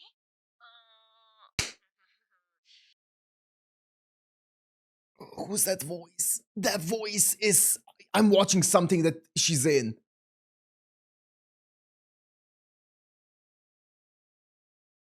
It's not Saori Hayami. I'm looking it up. I'm looking it up. Guys, I'm gonna die if I don't look it up because it's on the tip of my tongue. I'm definitely watching something that she's in. Unless I'm like completely wrong, which happened many times before, so I could just be making shit up as I go. Hanawa Manami? What? Am I just making stuff up? Oh. Would you look at that? I'm making stuff up again. Wait. Maybe it's not on my list. Wait. Because why is her voice so familiar? What? The only thing that I would know her from is she's Ibisu in Naruto and she's Kioi in Made in Abyss. Are you kidding me? No. Why is her voice so familiar then? Am I looking at the correct character? I think so. She looks like her. Okay. Well, I'm making shit up. バイトなのよ。ね、はい。こんな可愛い子がいるなんて意外ね。むさ苦しいところって覚悟してたのに。Who does she remind me of her voice? 彼女はシーコ。今はスガイだっけ？ Shiko Sugai. 魔女って呼ばれたユニカム。 Unicum. 見えないでしょ。 Wait, known as what? 一年戦争では魔女って呼ばれたユニカムよ。 1 Year War, The Witch. Unicum. 激強だ。魔女って100キル超えした元連邦軍のスーパーユニカム。 The former Federation. 結婚してパルダに住んでるって。子供もいるんだろ？やっと少し手が離せるようになったの。旦那の実家もあるしね。何しに来た？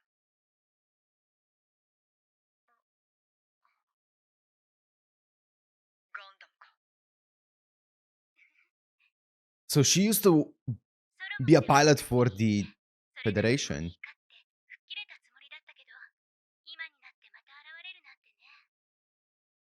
本物でしょ、あれ。ジャンク屋さんなら何か知ってるんじゃないかなって。あんたまさか。戦争に負けても私は負けてない。赤いガンダムは私が倒すのよ。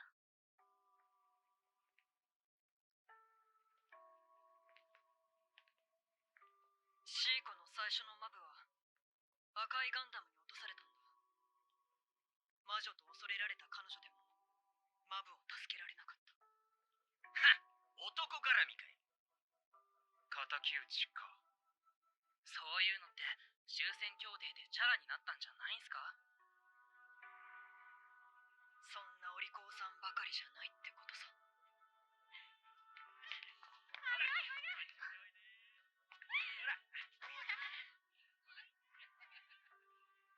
お子さんがいるのになんで？坊やは可愛いわ。旦那も優しいし。でもね、何かを手に入れるために何かを諦めなきゃいけないなんて、そんなのは理不尽じゃない？ No. No. I feel like that's a normal part of life. No. することができたらどんなに幸せか。 That's ニュ greedy. ータイプとかいう選ばれた人たちならそれができるのかしら。お母さんとは全然違う。ねえ、可愛いバイトさん。赤いガンダムのパイロットってどんな人？ God. God. I read you like a book. こいつなんで地球に行きたいんだ？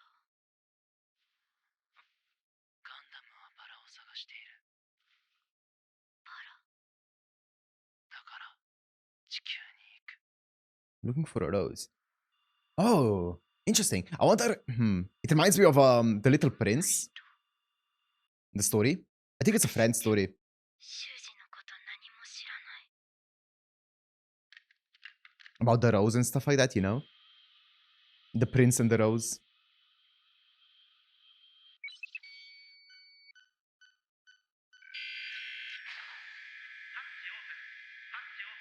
っこいしょっと。さすがは魔女だ。まだ衰えちゃいないね。確かに連邦の軽キャノンとは大違い。でも所詮は量産型でしょ。冗談じゃない。あんたのために用意した機体にはジオンも持って Her ない voice is so 新技 good. 術を実装したんだ。他のポンコツとはわけが違うんだよ。お分かりか？それでガンダムに勝てます？サイコミとかいうニュータイプ兵器が気がかりかね？ニュータイプなんて方便です。ジオンのプロパガンダですよ。あんたにだって素養がありそうだな。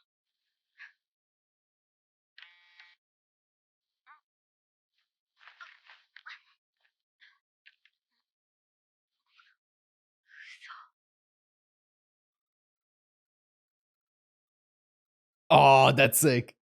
That's hype. Please give it to us in this episode. Hell yeah. 連邦系の軽キャノン、低圧ビーム砲を装備してる。敵プラン Whoa. 軍事警備会社の宣伝クランなのは公然の秘密だ。 They have beam これ cannons. までの貧乏クランとは違ってプロと遜色ない装備で来るぞ。その上、元ユニカムまで引っ張ってきやがった。赤いガンダムは私が倒すのよ。 This is making me want to watch more Gundam. I'll be honest. This is so cool. Giant robots beating each other up パイロットって while politics are happening in the background. 私が赤いガンダムのマブだと気づいていた。バラ？だから地球に行く。魔女も修士も言葉にする前に分かっちゃう。そういう人たちなんだ。バトルに集中。と、ガンダムが言っている。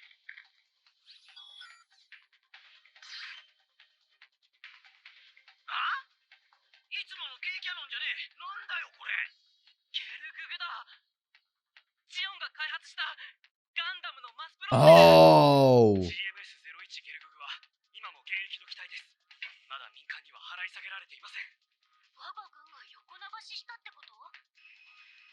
の感じ久しぶりのプレッシャーね。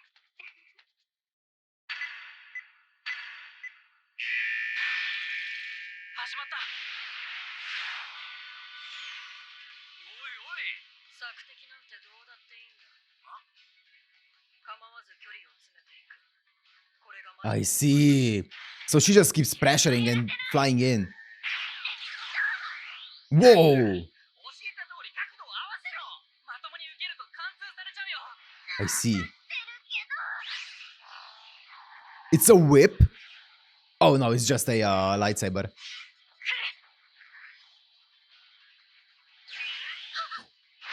Get dodged. なんなの今の動き。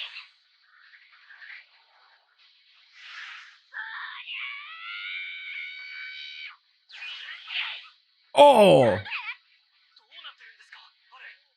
駆動系の摩擦キャンセル技術でしょう。しかし実用化の報告はまだ。いや、なんと言ったか。あの元連邦軍の技術士官。出力予定値をクリア。 AMB のセルフセンシングに異常なし。駆動系の冷却問題ありません。モスクハン博士圧倒してますよ。当然だ。 Musk Han. まだまだ性能向上は可能なんだ。頼むからデータだけは持ち帰ってくれよ。バ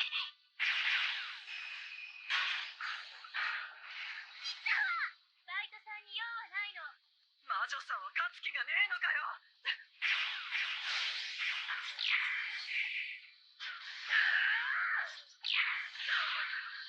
Nice. さすがガンダム。でも It's got a freaking Sandavistan. Ooh, nice dodge. Wait, did it not dodge? Shoot. Nice. ガンダムが追い詰められている。あれが魔女のスティグマ攻撃。性能で劣る軽キャノンでもキルを重ねた。連邦軍ユニカムの必殺技です。エントリーネームだけでは確証が持てませんでしたが、本物の魔女だ。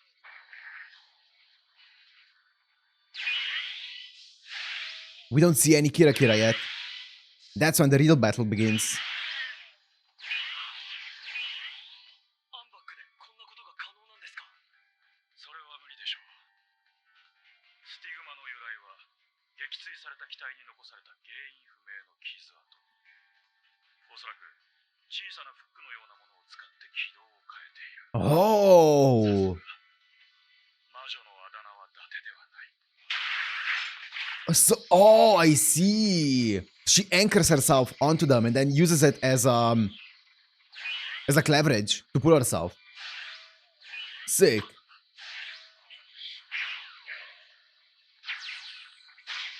Ooh. Dude, Shuji is doing his best. 私って修二のこと何も知らない。待ってよ修二。追いつけない。こだわりすぎだよ。そいつは You know the thing with the lightsabers is, or these kind of lightsabers is, I always wonder, like, couldn't they, you know, when you like defend against it, when someone like slashes like from the top and you defend against it, couldn't you just like turn off the lightsaber, go down and then turn it back on to like pierce them? Like, that's always a thing, like even in Star Wars, right? Could, like, you know, when someone like defends with a lightsaber and stuff like that to block the other lightsaber, couldn't you just, when you're attacking, couldn't you just like turn it off when they're defending and then turn it back on to like slice them open? Or is that like not a thing? Maybe it needs a lot of time to recharge or something. Maybe that could be kind of explained. そんなことどうだっていい。このパイロットのプレッシャーは普通じゃない。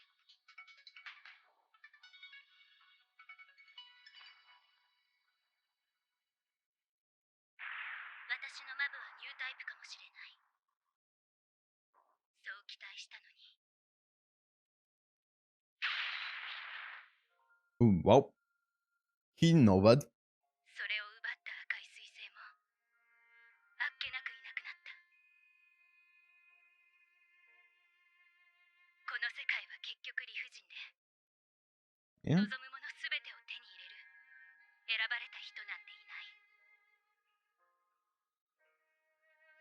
Interesting. She's saying that 普通の生き方 because she said the opposite earlier. それなのに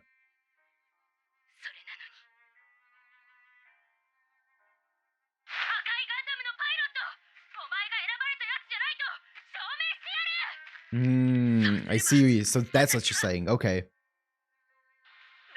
ってんのかわかんねえよ。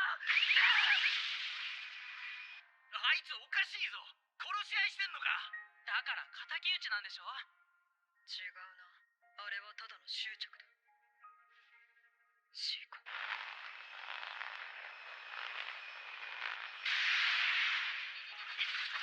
私のために死んでニュータイプ。 Here we go. ガンダムのパイロット。僕はまだ死なない。ガンダムが。 He's so cool.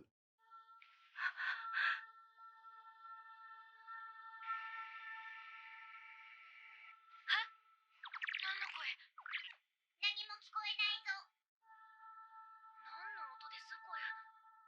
何か聞こえます。これララ音じゃないですか。ソロモン大佐の時と同じだ。 Uh-oh. Zack Nova? 赤いガンダムで何が起こっているんだ。こ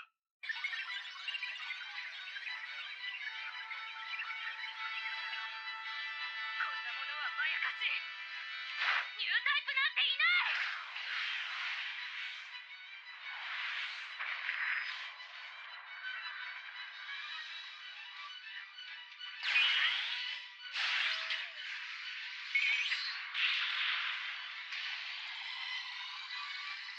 まずい。身動きが取れなくなるぞ。 Whoa. この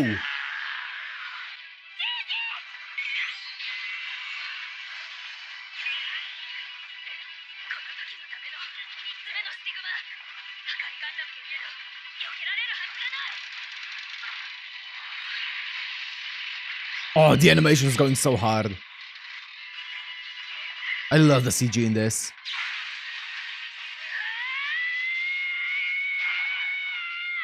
勝った。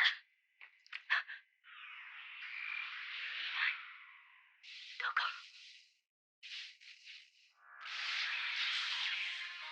Teleports behind you. Nothing personal, kid.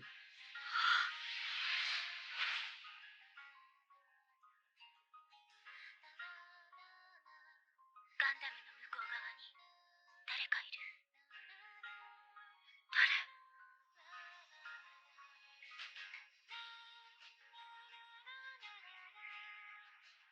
僕の願いは一つだけ。それ以外は何もいらないんだ。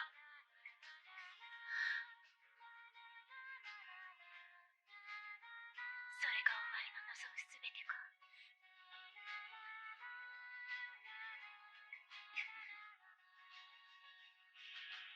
坊や。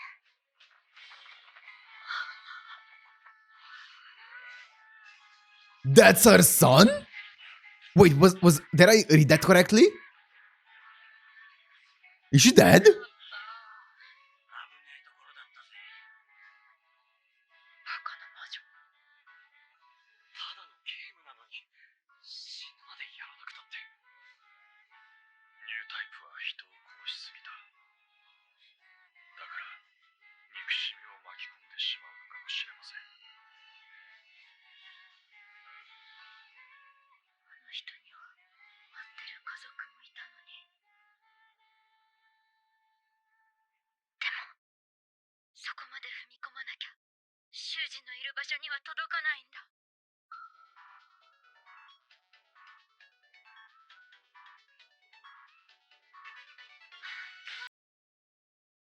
Wait.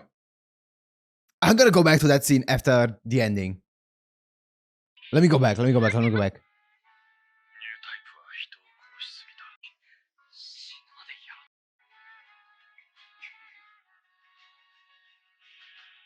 坊や。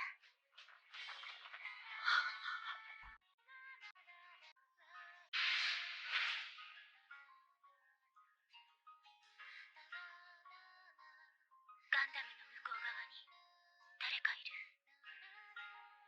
誰？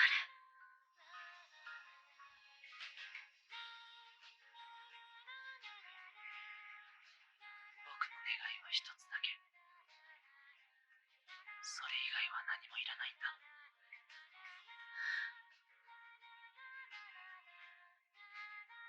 それがお前の望むすべてか。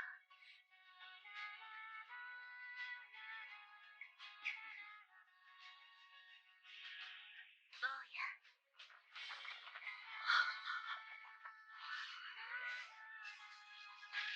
So, god damn. So was that her son?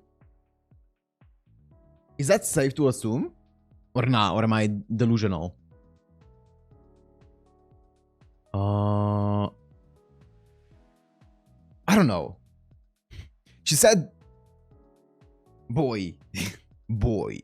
Or I mean she said boy, yeah.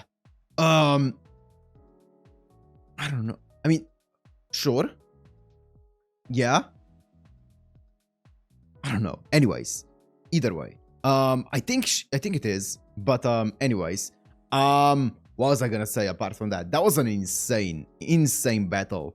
And Shuji. Okay, so the interesting thing is, right, with the wish and stuff like that, right? Because she said, "Oh, I'm gonna prove that nobody can have everything that they want, right? Or not everything that they want, but nobody can have everything, right, in this world. And I'm gonna prove that." And then Shuji being like, "It's not, I don't want everything. I just want one thing. I have this one wish that I want to achieve, and that's it." And that being the distinction, right? That was so cool. That was such a cool way to do those things, right? And Shuji definitely seems like he's the main character, and he's just, his ambition, his wish is, I guess, pulling Machu along, right? Which is really interesting. Shuji just did everything in this fight, right? He was the main character of this fight for sure. Machu was just watching and dodging, right? Okay, interesting though. And he ended up killing the witch, which is wild. Wild. And especially if that is actually his mom, that would be wild. But anyways. Wow. Okay, so I wonder, I loved these two episodes. These last two episodes have been absolutely fantastic. I feel like they've definitely dialed down all of the, you know, political stuff and put it in a more of a background setting, and they dialed down a lot of the lingo and just names and stuff like that, so we can just enjoy the story now.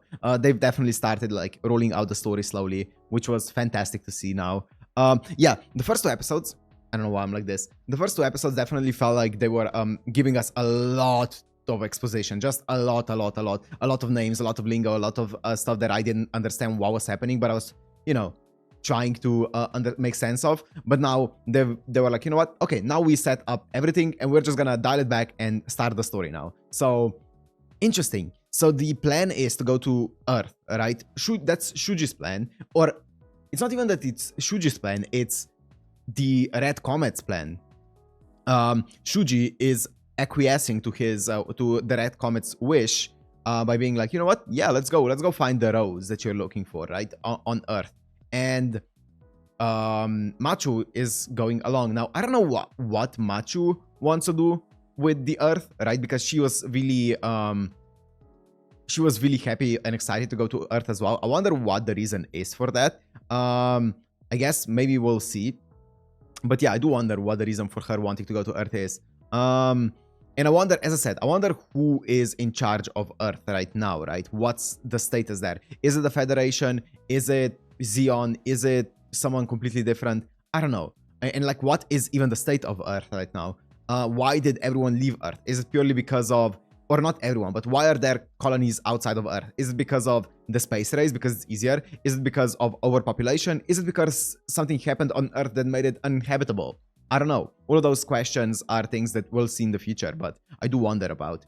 But yeah, anyways, this, yeah, as I said, it has been getting better and better. I was a bit worried at the beginning, as I said, because it was a bit, like, it was a lot, but it is going in a direction that I really like, so I'm really excited to see what they're gonna do with this. It definitely is giving Evangelion vibes in some senses of the word. It's not, it doesn't seem as depressing, I would say, but it definitely seems like very, like, kind of artsy with like the entire Kira situation and like feeling each other's like mind and stuff like that, which, I mean, that's very Evangelion, but I'm excited to see how they're gonna do it. So I guess we'll see. Anyways, I'm gonna end it here. Hope you guys enjoyed. If you did, make sure to like and subscribe, and I'll see you in the next one. Peace.